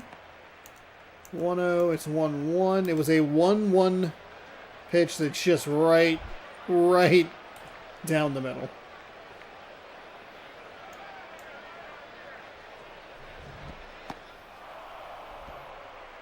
That one misses. What are we looking at here? Nationals batter. Your count is now 2-1 with 2 away. We're into that switch hitter section of this lineup. That's a nice pitch. Probably in a pretty hittable location, but maybe just buckles those knees a little bit. I don't know what that is.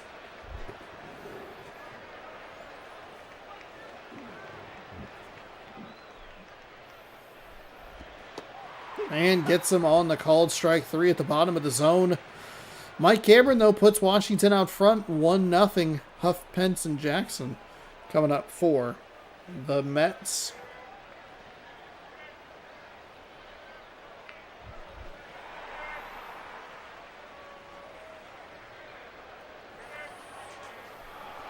So the first game of the day, we had a lot of Mariners players. Today we have a few guys known for their days in San Francisco, even though Hunter Pence is pardon me. He's an Astro in this game. That is 1 pitch, 1 swing, 1 out. So That will break the run of leadoff hits at 3 in this game. And speaking of Hunter Pence and that Astros red, here he is playing right field for the New York Mets, facing a lefty, down 1. 1 away in the bottom of the second. That one gets the bottom of the zone. Strike at the knees.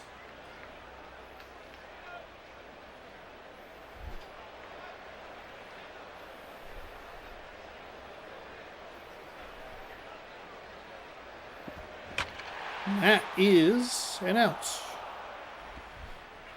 It was a pretty good pitch to hit. It was maybe a little far outside, but Pence tried to make the adjustment and get to it. But just couldn't do it with any real solid conviction or get the good part of the bat to it. That one is hit well, but foul. That is way up there, too. That was in like the 3rd or 4th deck. My goodness, that was a pitch that got annihilated foul. Very long strike. He's getting a little, as we see a dive. They're going to call it a fair ball, and he will get to first base. So the Mets in business here on a funky play up the line. Dustin Pedroia. That's a guy you want in that spot. 400 average, couple of home runs. He's knocked in 4. See if this lefty pitcher for the Nationals wants to go back to that looping curveball. Late on that and drove it foul up the first base line.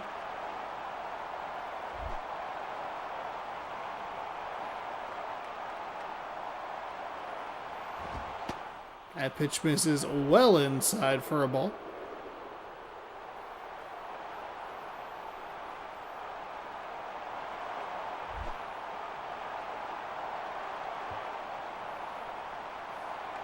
Here's the 1-1. That one foul up the third base line, so does have him in a bit of a rocking chair. He drove one foul late, he drove one foul early. 1-2 with 2 gone. He gets strike 3 called on the inside corner. That is a brutal way for that to end. A couple of Mets coming up for the Nationals. Pagan, Reyes, and Young. As the lineup will flip over. We're going top 3. Washington leads 1-0. Got a lot of NL East today. Mets, Nationals, Braves, and Marlins. The only team that we didn't get to see from that division. The Philadelphia Phillies.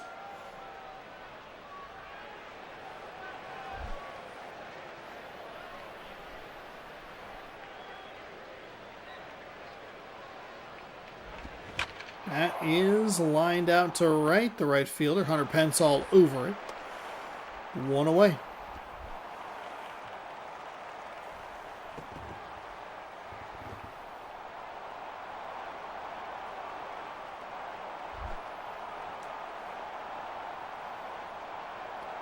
Jose Reyes steps in. Looking at the lefty for the second time today. Takes that pitch low. Has a hit in this game.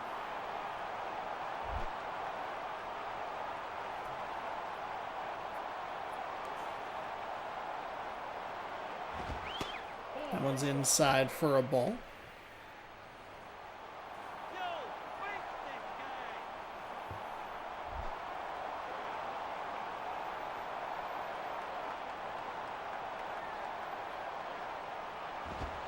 That one stays high.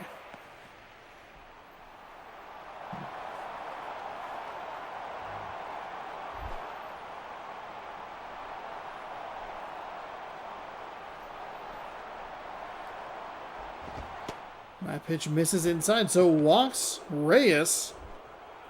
That'll bring up Delman Young, who has also worked a walk in this one.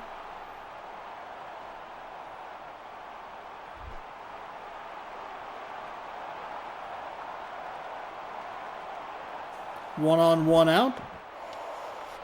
Nice block by the catcher. There's been a lot of misses today.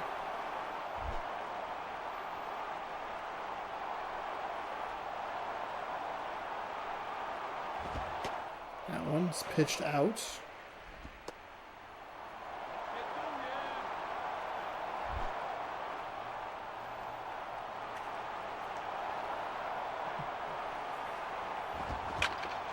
Drills it to the second baseman. He scoops and spins to get the runner at second. Safe at first, though.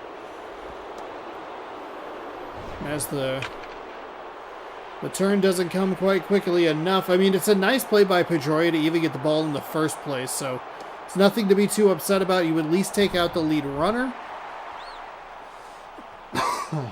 They will bring in Ryan Howard, unfortunately, for this Mets pitching staff. However, it is a lefty-lefty matchup. Still 2 away. That pitch in for a strike.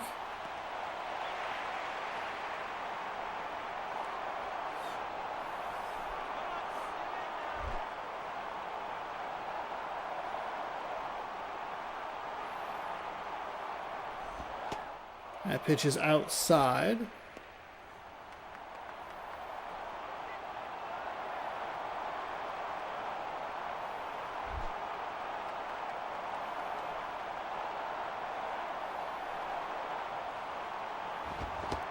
Big swing by Howard there.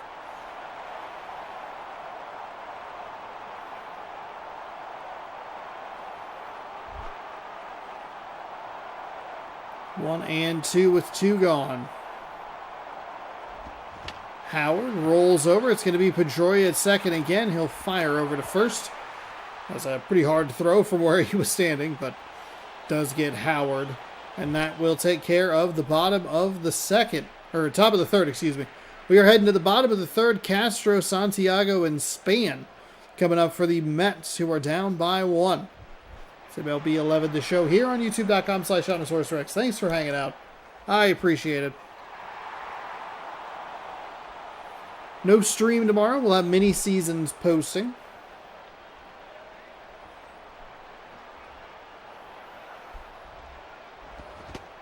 But not before one more game today. We'll be back on Thursday with more. Thursday and Friday.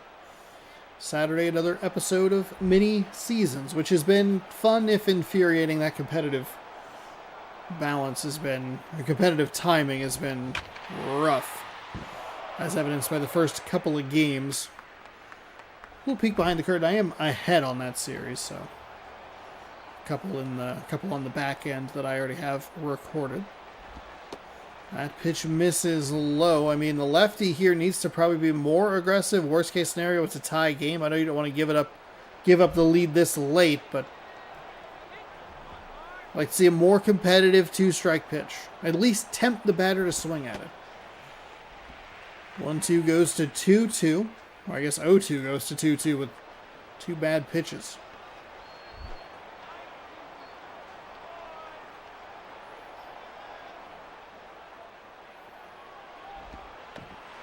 That misses, so all he's had to do is just stand there, and the lefty has let this batter not only back in the count, but ahead in the count. It's 3-2. Here comes a payoff pitch. Swung on and missed. Got him. Like, fooled him, or just he ran out of patience.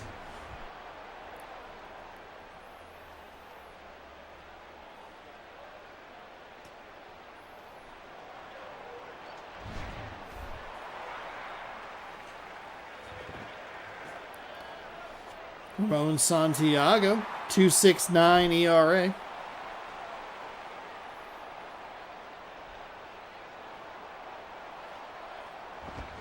Swung on and missed. So 0-1.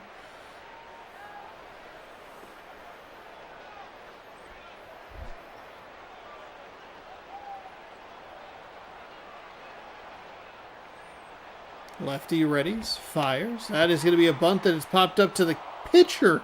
The pitcher makes the catch on the run, and it's 2 away. You like the idea.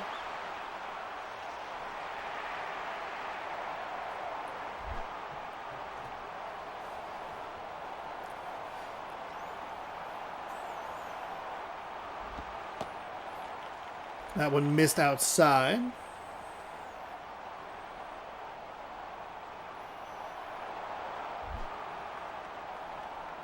One and 0 with 2 away.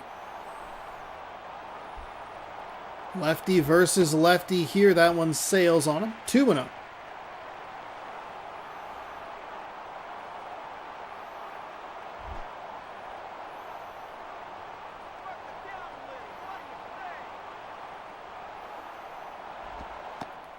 That's in for a strike. 2-1.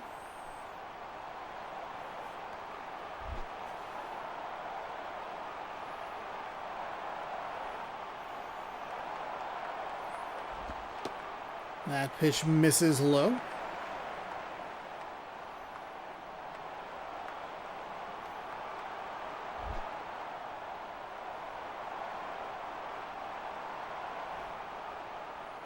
Here comes the 3-1. It is ball 4. Okay, not a great spot for this pitcher to be in. That puts the tying run at first. See what the Mets want to do here.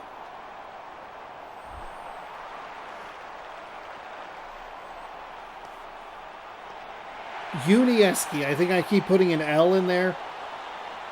Unieski. Betancourt can end this with one swing. 2 away here in the bottom of the third. That pitch misses just outside ball 1.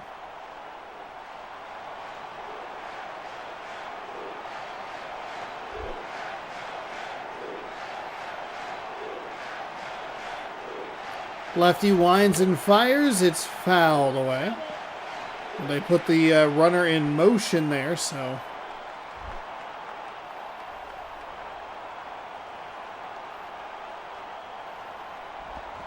That is hit out to left field. That should hold the runner at second. It does indeed hold the runner at second.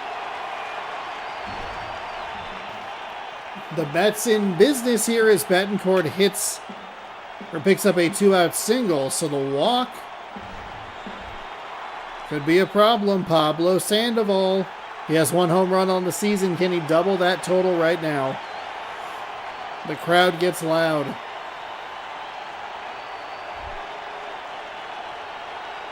2 on, 2 gone, 1-0 Washington lead in the bottom of the third of game number 3.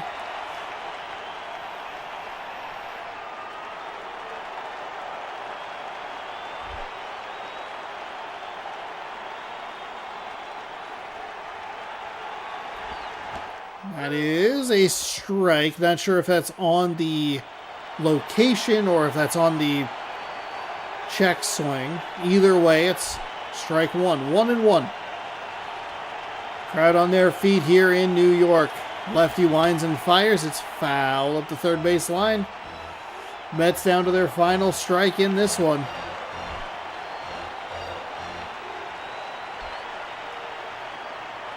Here comes the lefty's pitch. It is smashed up the middle. It's going to center field. They are going to round him, send him around third. It's a single, an RBI single to tie the game. Aubrey Huff. If he can do what Pablo Sandoval just did, the Mets are walking home happy. Otherwise, we're going to the top of the fourth. Lefty-lefty. That one sails way outside. Winning run 90 feet away. We've seen a good chunk of walk-offs over the last couple of days.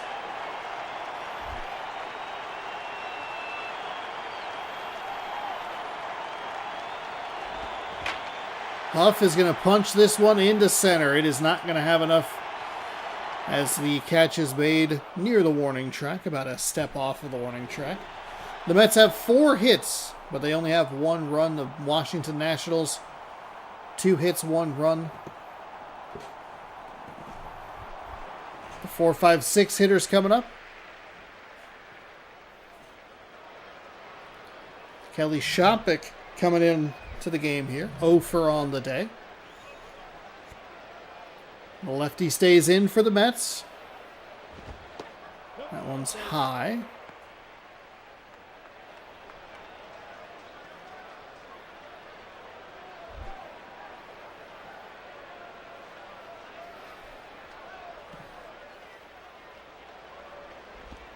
That is smashed up the third base line, but goes foul.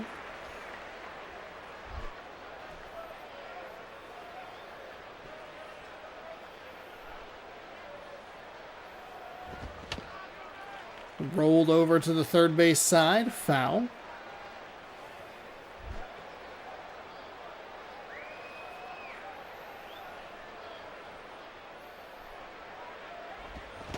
Swung on and missed. So set down on strikes for out number 1 here in the top of the 4th inning.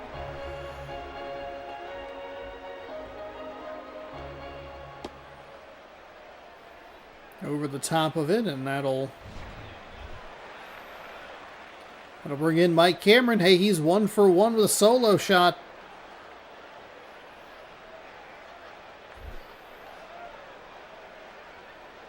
Can he do it again? That pitch is high for a ball.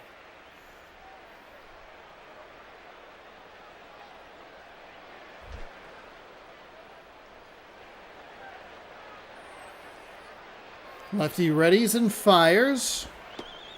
Cameron takes that one on the inside edge for a strike.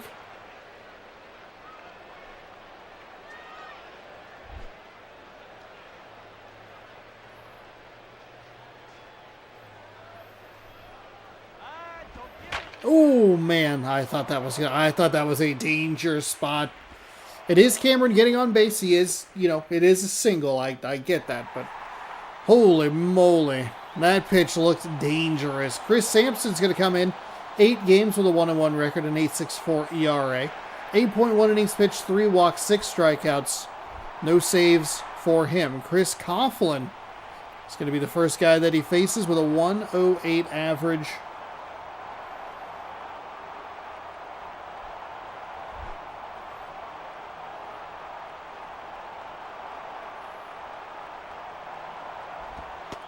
That one sails high on him. Ball 1. 1 ball, no strikes. Now, I think it's interesting that they brought in, unless this is a switch hitter. That is a strike on the outside corner. Maybe it's a failed check swing or went too far, but either way, it's a strike. I was going to say, it's interesting that they brought him in against a lefty, but it could be a switch hitter.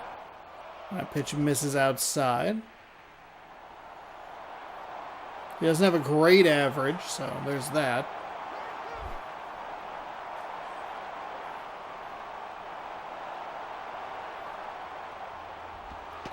That's right at the bottom of the zone. 1-2.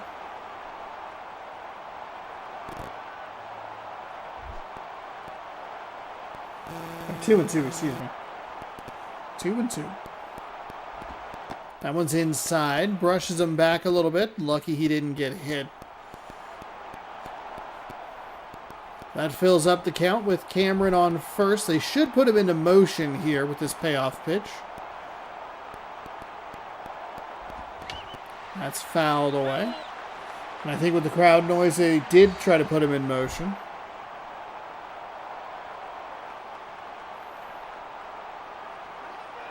Here's another payoff pitch right to the first baseman. He'll turn to throw to second. Back to first, and it is safe. Safe at first. We're going to get a replay here. The throw. Ooh, the first baseman was right in the way. Let's take a look at the replay.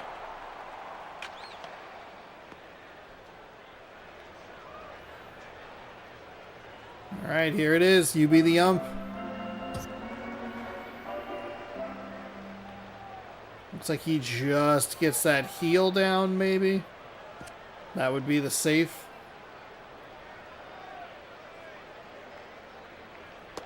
Wow, that is close. So that'll keep things going for the Nationals here in the top of the 4th. 2 away.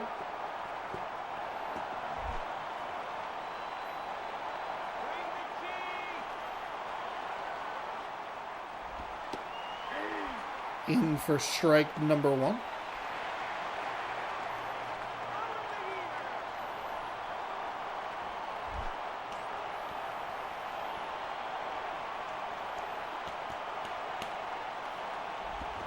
That is hit foul. Good sound coming off the bat, but driven foul. 0-2 now, 2 away. Left that one up a little bit. Batter can't quite get there. It's 0-2.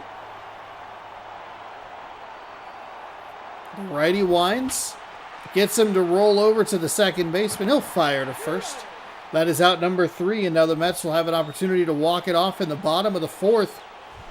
They will send up Pence, Jackson, and Pedroia. Almost timed that up with the faces coming in.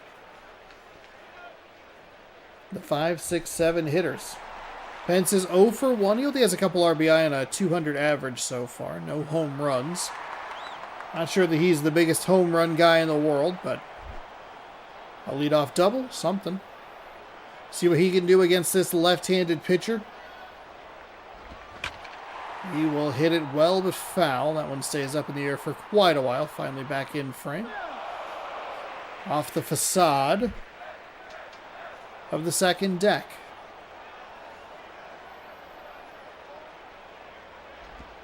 That one stays outside.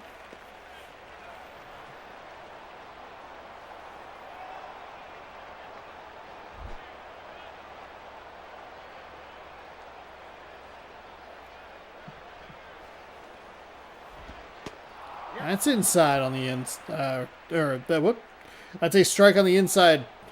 That's what I was trying to say.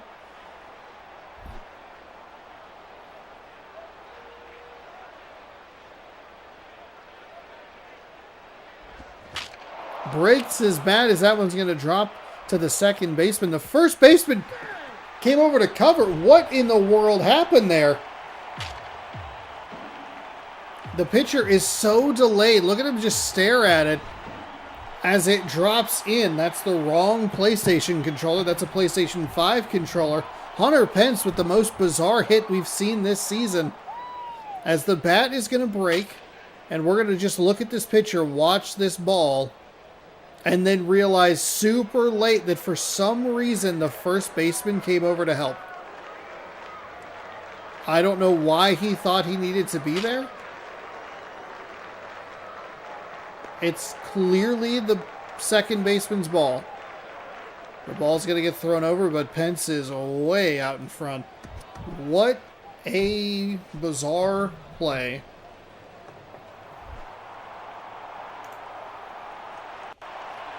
So that'll bring up the righty with a run on.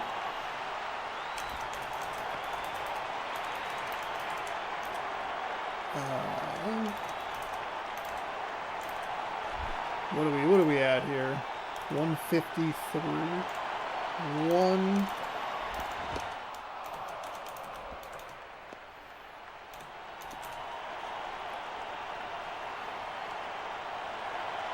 Hold that one for a clip just in case.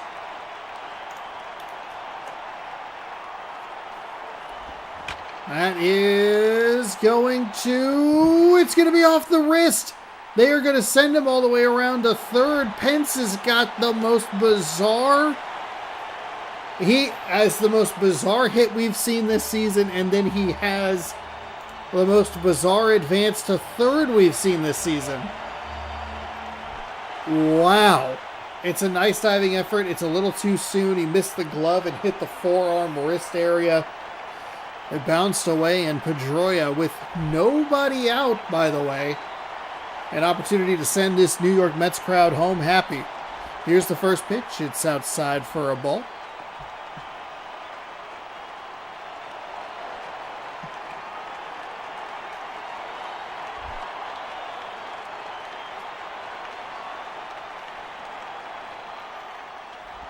That one is hit third baseman. It's a sing. It's a one out. I thought that would have been the most bizarre plate appearance running the base situation we have ever seen. He's safe back in at third. That one misses low. A double play to get out of this would be absolutely ginormous.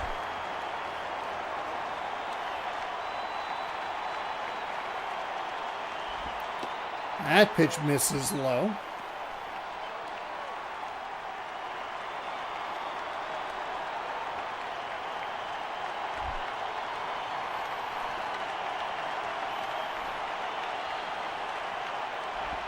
That one is hit out to right.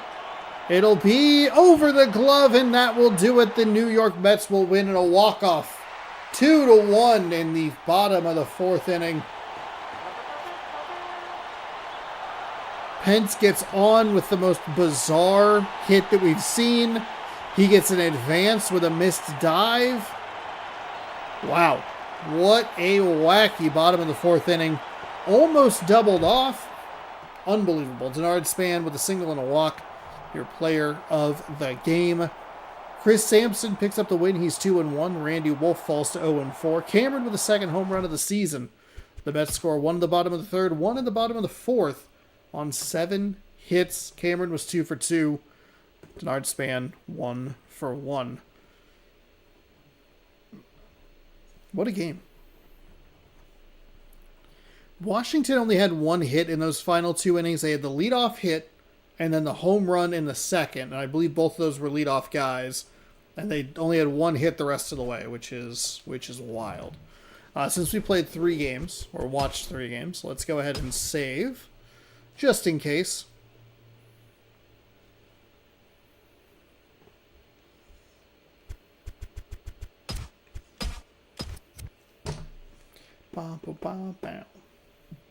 Thanks again to everybody. Sorry, I keep hitting the desk. Thanks again, everybody, for hanging out. I appreciate it. This lovely Tuesday night.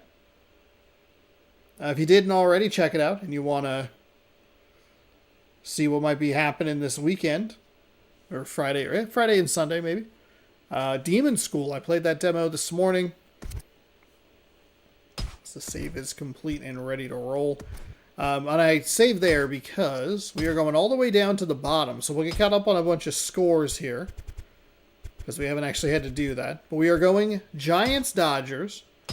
Play the game. Oh, we can't catch up. Never mind. We'll catch up on... We'll get all the scores at the end. My bad. Bronson Arroyo. Jahuli Chasin? Boy, it's bad. It's real bad.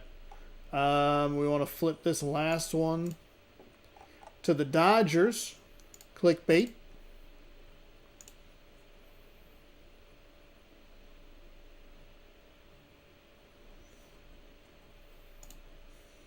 As we are locking in, set and ready for game number 4 of the day. Welcome to AT&T Park. AT&T Park here in San Francisco. 6-11 Dodgers, 7-10 San Francisco Giants. Going to be interesting to see if either of these teams can really make a run for the wild card for the NL West title. But we'll see as the season rolls along. 5 nights a week. Juan Pierre, the cheat season legend, designated hitter, leading off for the Dodgers. Carlos Beltran out in center. Ryan Braun in left. Adam Dunn at first. Michael Stanton in right field. Ryan Dumit behind the dish. Wilson Betemit at third. Gordon Beckham at second. Cliff Pennington, the shortstop. As we see another team with 4 switch hitters. A much more common than you think. I feel like Bronson Arroyo, 1-1 with a 2.79 ERA, 3 games, 9.2 innings pitched, 8.47 hits, walks, and strikeouts. It seems like there's a couple of teams that have a lot of switch hitters, and then like nobody else has them. Here's your San Francisco Giants defensive lineup, and that'll be here's our leadoff guy, Juan Pierre. Loved using him in the cheat season in MLB 2K5 last year, featuring ESPN. And then they released the World Series version where they could not erase the ESPN branding fast enough. That pitch is inside for a ball to get us started.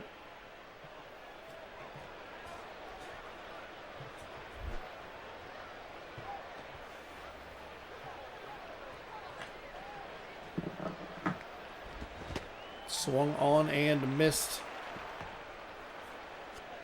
1-1. Got a pile of discs over here getting all wily and wacky. Shakes off the catcher. The righty readies and fires the 1-1. It's inside for ball 2.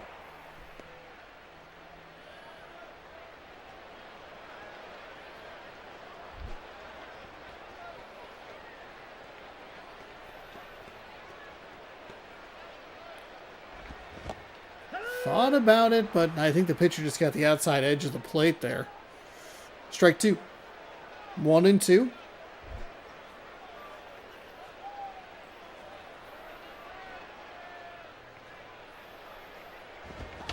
That one's foul.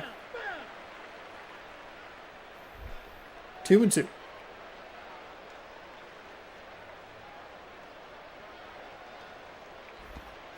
And, ooh, he hits a cold strike three at the bottom of the zone.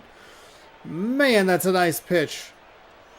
Juan Pierre set down on strikes right at the knees. Must have just clipped that zone. That might be a hat tapper in 2026.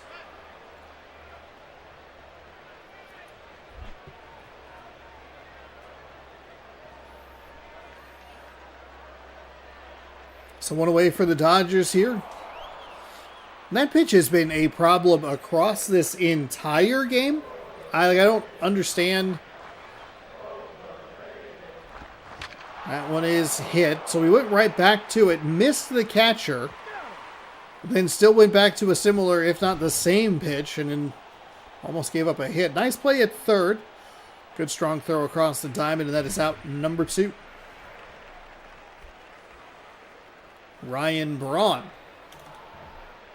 It's the year that he won the MVP. Asterisk. Right?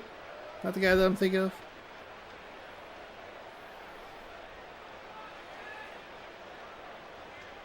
The righty readies and fires that in for a strike. It's another one of those. Looks like it's a pitch that they really wanted to drop a little bit lower, but just staying up in the zone a little too much. Might get burned on that later. We'll keep an eye on it. This Dodgers team isn't looking great. 6-11 through the first chunk of games. We're only about 18 games in for most teams, I would guess. I'd guess that's your highest record would be 18, and it would be a team like the Marlins. No. The Braves have 19 games played, including today. Because they are 9-10 now after their defeat today. The hands of the Marlins. That is rolled over to the second baseman. He fires to first, and that will be out number 3. No hits for the Dodgers. As we'll get you set with this San Francisco Giants lineup. Russell Martin, a catcher, is batting leadoff. Ryan Zimmerman's over at third. Carl Crawford in left. Lou Montañez out in right. Mitch Moreland at first. Nate McLouth in center. Mark Ellis at second. Edgar Renteria at shortstop. Chris D'Onofrio, the designated hitter, rounds things out. 3 true lefties, so you have that Crawford, Moreland, McLouth. Little lefty-ish lane with one righty. And they will be facing a right-handed batter. Jahulis Chassin, maybe? Chassin? He's 1-2. I got so locked up on the name that I couldn't figure it out. 1-2 with a 2.08 ERA, 3 games, 8.2 innings pitched, 8.19 hits, walks, strikeouts. So he's striking out a lot of batters, but he is not walking many, which is good news for the Dodgers.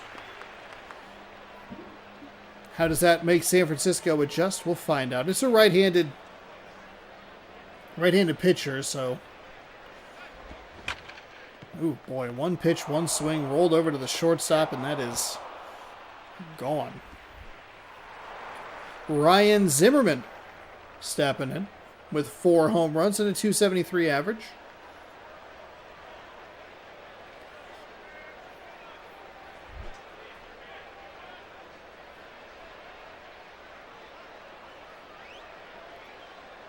Rocks back and fires. Jeez Louise, I swear I don't have my hands on the controller. This is some Sean-ass at-bats right here. That is 2 pitches, 2 swings, 2 outs. Even if the stamina worked the way that I wanted it to, this guy would be good for the second inning. Carl Crawford stepping in. You know what I'd love to see from the Giants sometime this season? Because we're getting, I don't know, about 2 games a week per team.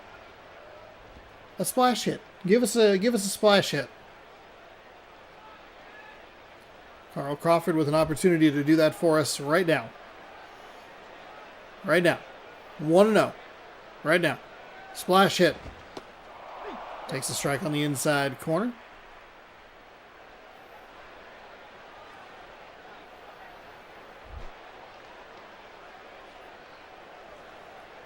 One and one. That is drilled up the right or the left field line. He sails it. Crawford is going to get all the way to second. So it should have been an out, an error by the Dodgers.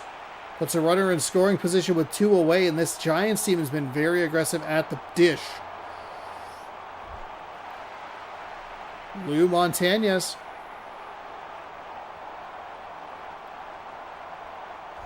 He'll step in with a runner in scoring position. Can they make the Dodgers error? Make them pay. What? I don't know where I was going with that. Words.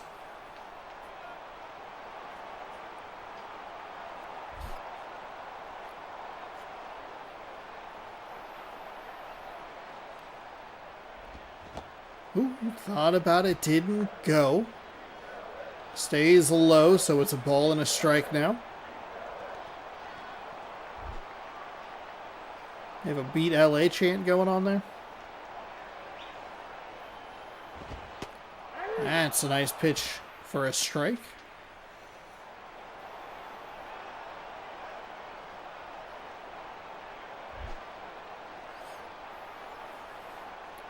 One and two away with a runner on second here in the bottom of the first. That is blocked nicely by the catcher. Runner takes a little bit to get back to second base, which is kind of funky. They'll come out to talk to the pitcher, see if he can...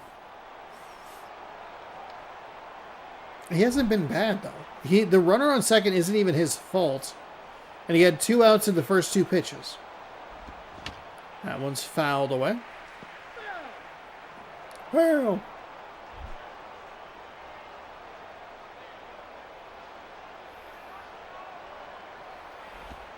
Ooh, 2-2. That was a nasty pitch. Just dropped off the table. Swung on and missed. No hits, but an error charge to the Dodgers. Dunn, Stanton, and Dummett coming up for the Dodgers in the top half of the second. Adam Dunn playing for the White Sox.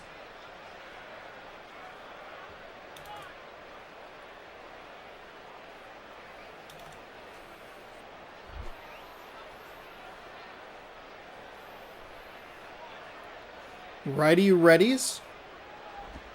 Fires that pitch so bad it's good. Aiming for the inside, got the outside. It's 0-1.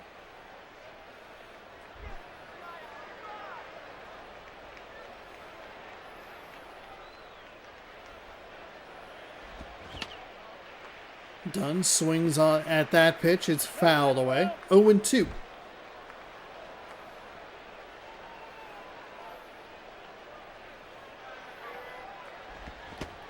Big swing and a miss from Dunn there. That just did not look good. That'll bring in Michael Stanton. 3 home runs, 4 RBI. You might know him better as Giancarlo Stanton.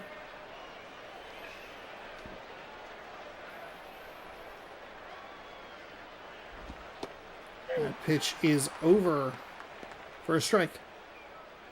Looked like he left that one a little bit more of the plate than he probably wanted.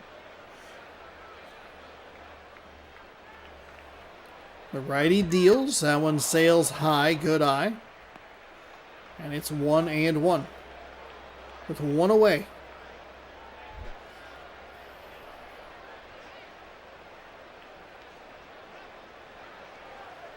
Here's the pitch. Swung on foul up the first base line.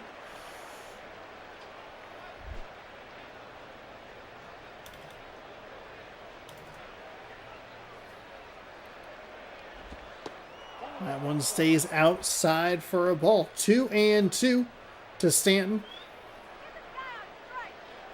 Get this guy out on strikes, she says.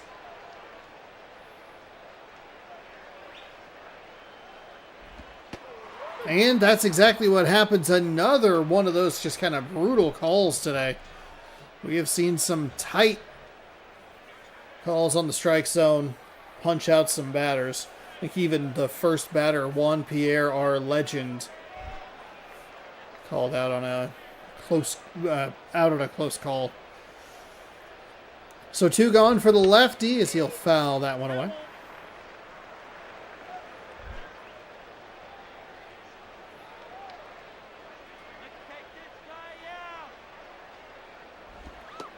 That gets the outside corner. My goodness.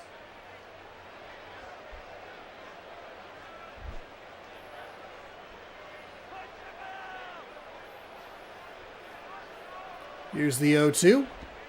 That one sailed high on him. Ball 1.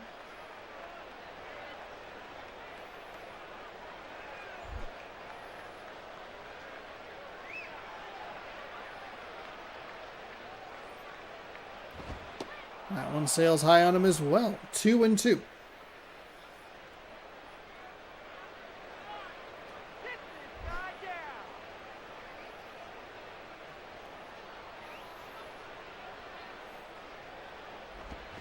And he gets a swing and a miss. Just as I was kind of wondering, depending on how that pitch went, it was going to be that piece of commentary of, boy, he can't seem to get that payoff pitch. He was ahead 0-2, and then it's 2-2 with a couple of pitches that sail. Gets that swing and the miss, and I think because of some of the calls that the umpire has made, maybe makes that left-handed batter a little more aggressive, trying to get to it. As for San Francisco, as we enter the bottom of the second, can they slow down their swings just a little bit? No, they cannot. This one's going out to right, and it is gone. Is that a splash hit? Did we get a splash hit? I don't know if we'd be able to tell. The camera doesn't zoom out well enough. It's a lefty home run to right field. And you know what? Screw my stupid commentary. They don't need it. They can swing as much as they want and whatever they want. That is a splash hit. That cleared. Wait, does it have to be... Hold on. We're going to take a look at it. We're not going to get a good look because it's not going to let us zoom out enough. Zoom. Yeah. This is his... Oh, wait. Yeah, this is as good as it gets. And you cannot see past the 2D standee fans up there. See if we can find it at all. Huh. We'll call it a splash hit. I think it probably hit the concrete that's out there, but San Francisco goes up 1-0 regardless.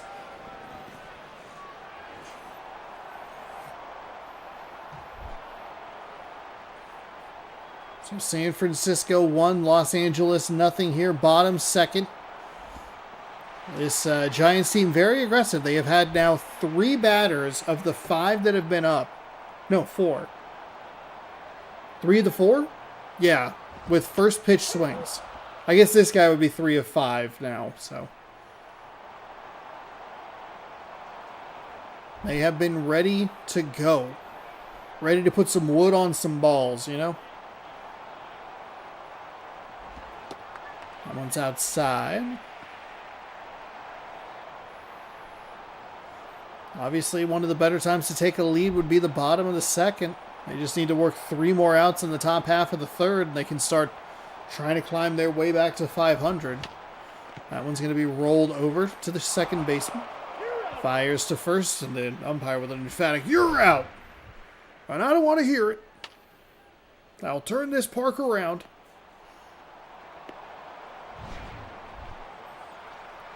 Mark Ellis with a 174 average. A home run, 4 RBI.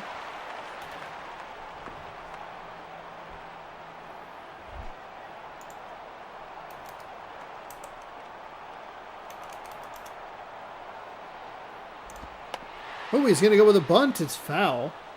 That was off the end of the bat and just foul immediately.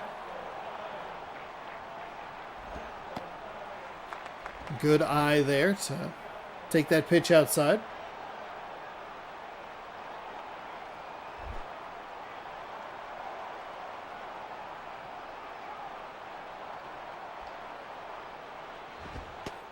That's in for a strike. Just gets that inside part of the plate.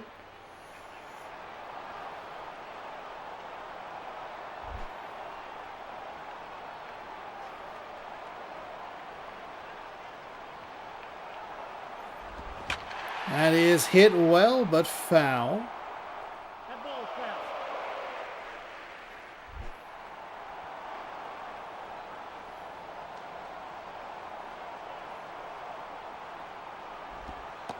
That one stays out.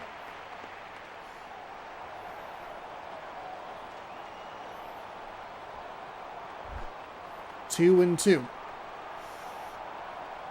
One out, nobody on. That one misses. Fills up the count. Catcher tried to block it. I mean, that's a good time for that to go awry. That'll be hit out to left field. It is gone. Wow, okay. 2 solo home runs for the San Francisco Giants in the bottom of the second. That one just gets out. And able to take a payoff pitch to the stands in left. So we have a righty to left field and a lefty to right field. A majestic 371-foot blast. 2-0 Giants.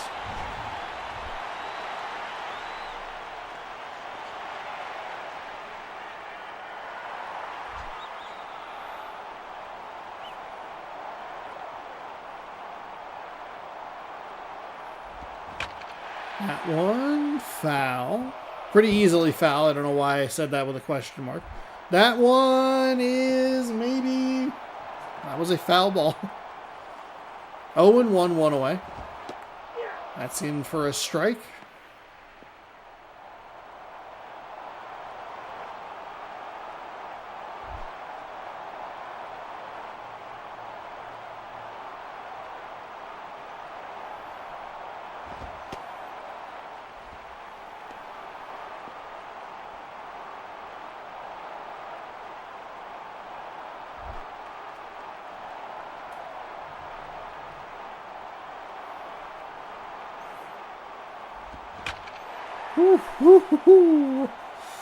Another well-hit ball, but that one's foul. That one's likely into the water as well.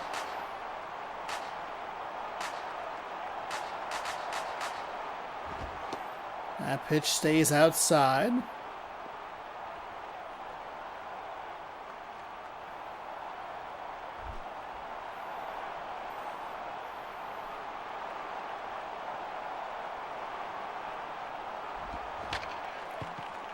The 2-2, ground out to the shortstop. He sails it.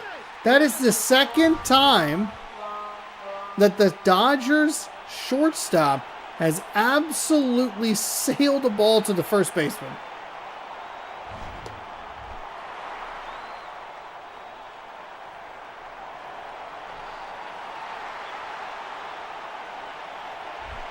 Chris Didofia.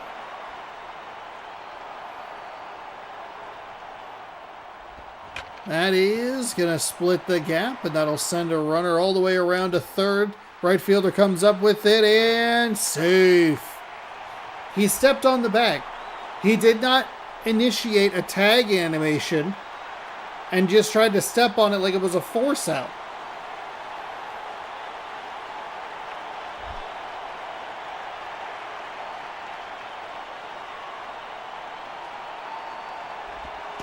That one misses low.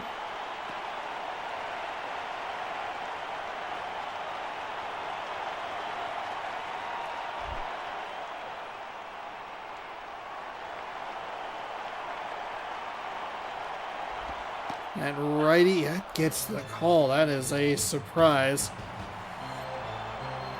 That's a 2026 hat tapper. 1-1. That is foul. Third base side. San Francisco looking for a little extra insurance against this Dodgers team. Martin fouls that one back.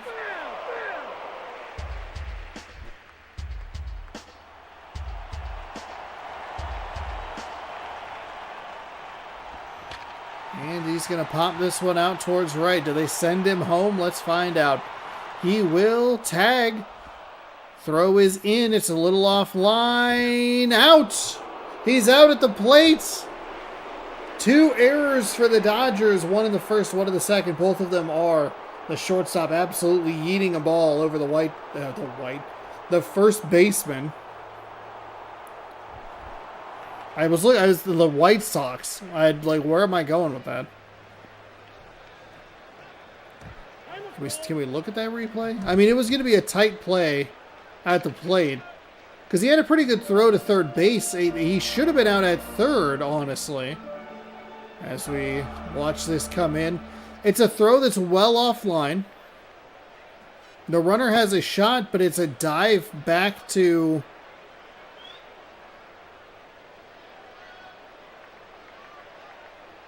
He was safe? He was safe? Are you serious? They call him out on this. He is safe. He never... Does he touch the foot? Does he touch the foot? Does he touch the foot? Does he get the hand? Is it the hand? Is it the hand?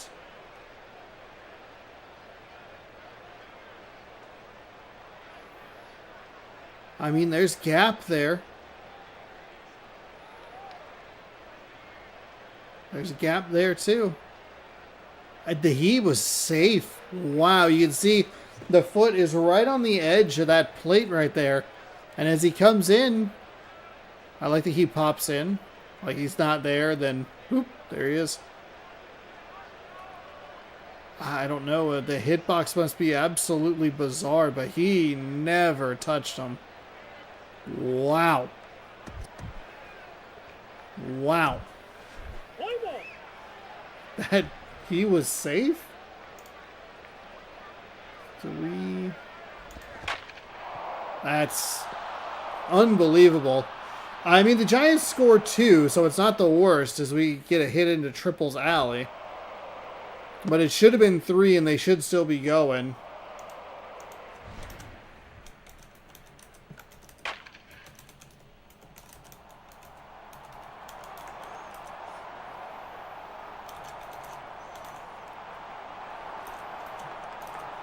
Where was that? The 2, we'll go the 2:22-ish.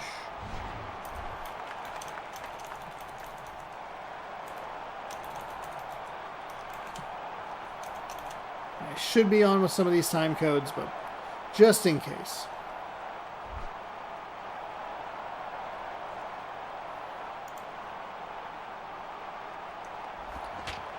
Okay, that one is foul. Good time for the, a good hit for the Dodgers' first hit is a triple. We'll put a runner on third with nobody gone. I want to say one of the other clips that I had highlighted from a couple of days ago was a Giants safe or out call or something like that. I forget exactly, but I do have to go in. I always have to wait like 24 hours for these videos to process so I can download a 720p version. Because streaming and recording at the same time is a little too much for my PC. That will score a run. And the Dodgers getting something rolling here in the bottom, or the top half of the third. Taking that momentum from a bad umpire at the home plate.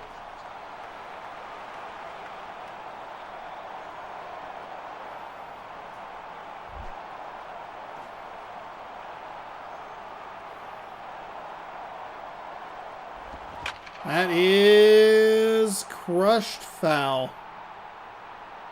Wow.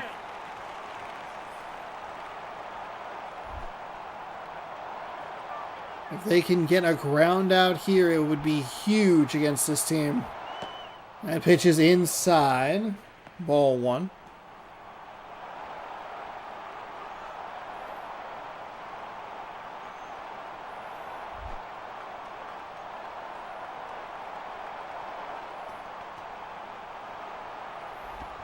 That is hit. Second baseman's going to toss over to first. It is a 1 out. It is just an out. That's going to bring up our guy, Juan Pierre. Tremendous for us in our cheat season. No, we can't. He's going over to first base. Checks on the runner, and he is in safe. Should have checked the replay on that last play, because that would have been a wild kind of like bookend thing of like if he was out, but then if he was out when he should have been safe and then safe when he should have been out, that would have been very wild. That pitch misses low.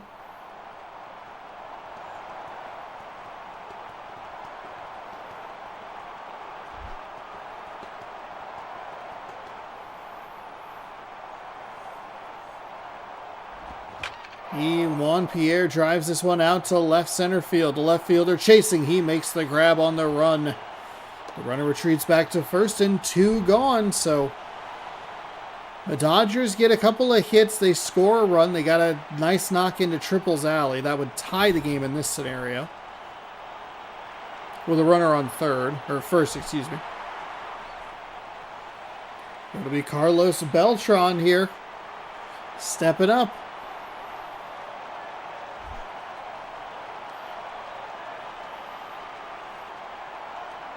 1 on, 2 out. They're going to check the runner.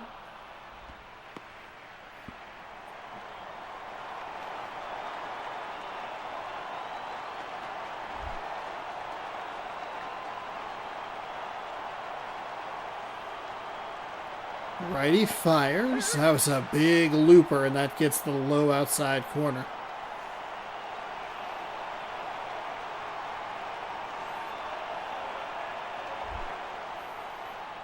Oh and 1.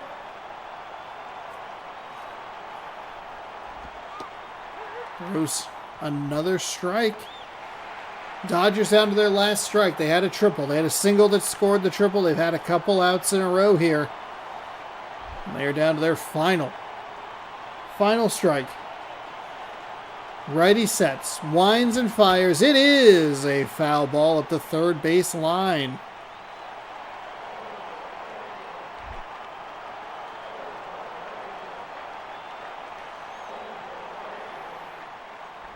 Another pitch that's high and inside for a ball.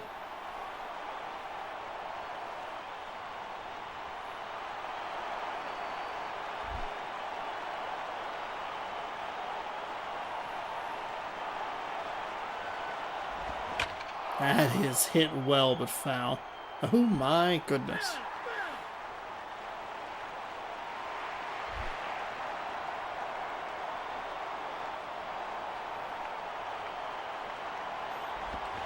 That is foul up the third base line. These 2 strike pieces of contact staying alive here. Here comes the 1-2 yet again. Foul. Goes for the big dive, and that could have ended the game on a spectacular play. But he fouls off another one to stay alive. Here comes another 1-2. He gets a big swing and a miss, and that will do it. The San Francisco Giants. A couple of solo home runs are enough for them to pick up a victory over the rival Dodgers. 2-1 your final. It got tight there at the end. Funky call at home plate benefits the Dodgers. It looks like they're going to get into a rhythm, get that momentum going, but I can't find enough hits in a row. Bronson Arroyo is your player of the game. 3 innings pitched, 2 hits, 5 strikeouts on the day. He improves to 2-1. Yahulis Casin. I'm not 100% sure. I'm not sure at all. 1-3 is his record after the loss. Moreland and Ellis with home runs, their first and second of the year, respectively.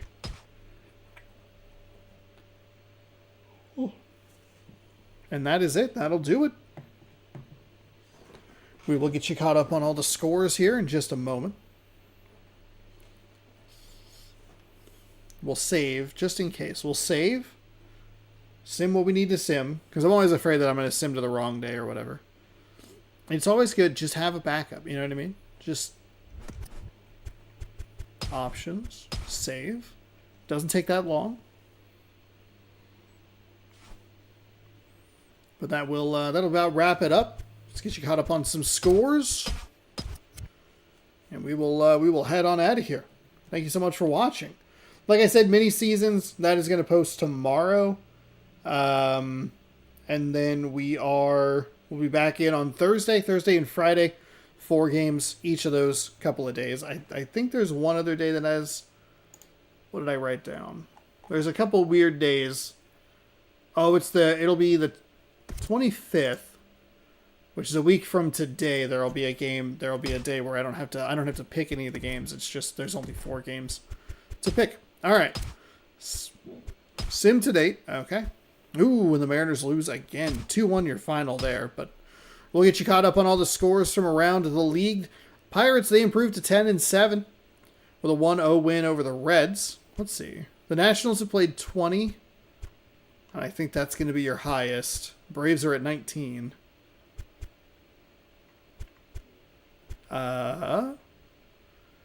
Guardians over the White Sox 2-1.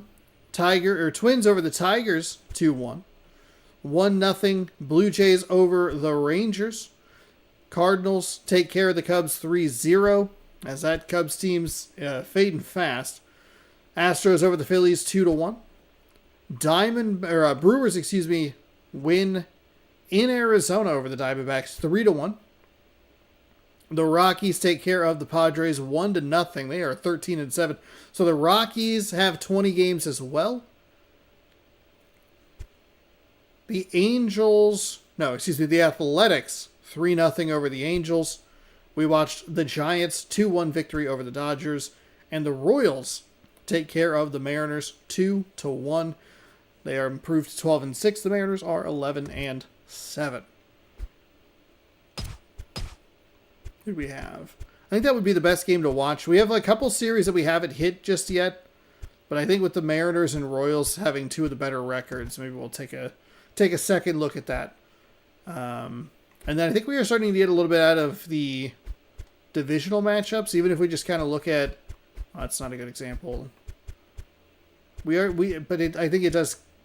Ooh, like Rockies Mariners is actually interesting now.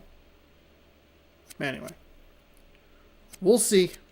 We'll see how it goes. Thank you all so much for watching. I appreciate it. Thanks for hanging out on this lovely Tuesday evening. I've been streaming this 5 days a week. Looked at the wrong number. I have been streaming this 5 days a week. Sunday, Monday, Tuesday, Thursday, Friday. We're watching 4 games if applicable. There has been 1 day of 3 games, and the opening day was only 1 game. But yeah, we're doing that. It lasts anywhere from 2 to 3 hours, usually. And that's how we do it. We'll be back with 4 more games of action tomorrow. Thursday. Mini seasons tomorrow. We'll be back on Thursday. Taste test goes up in the morning. All that good stuff. The save is complete, and so is the stream. Good night, good sports, go baseball, and we'll see you Thursday or tomorrow. Watch tomorrow's video, please. Pretty please. Good night, everyone.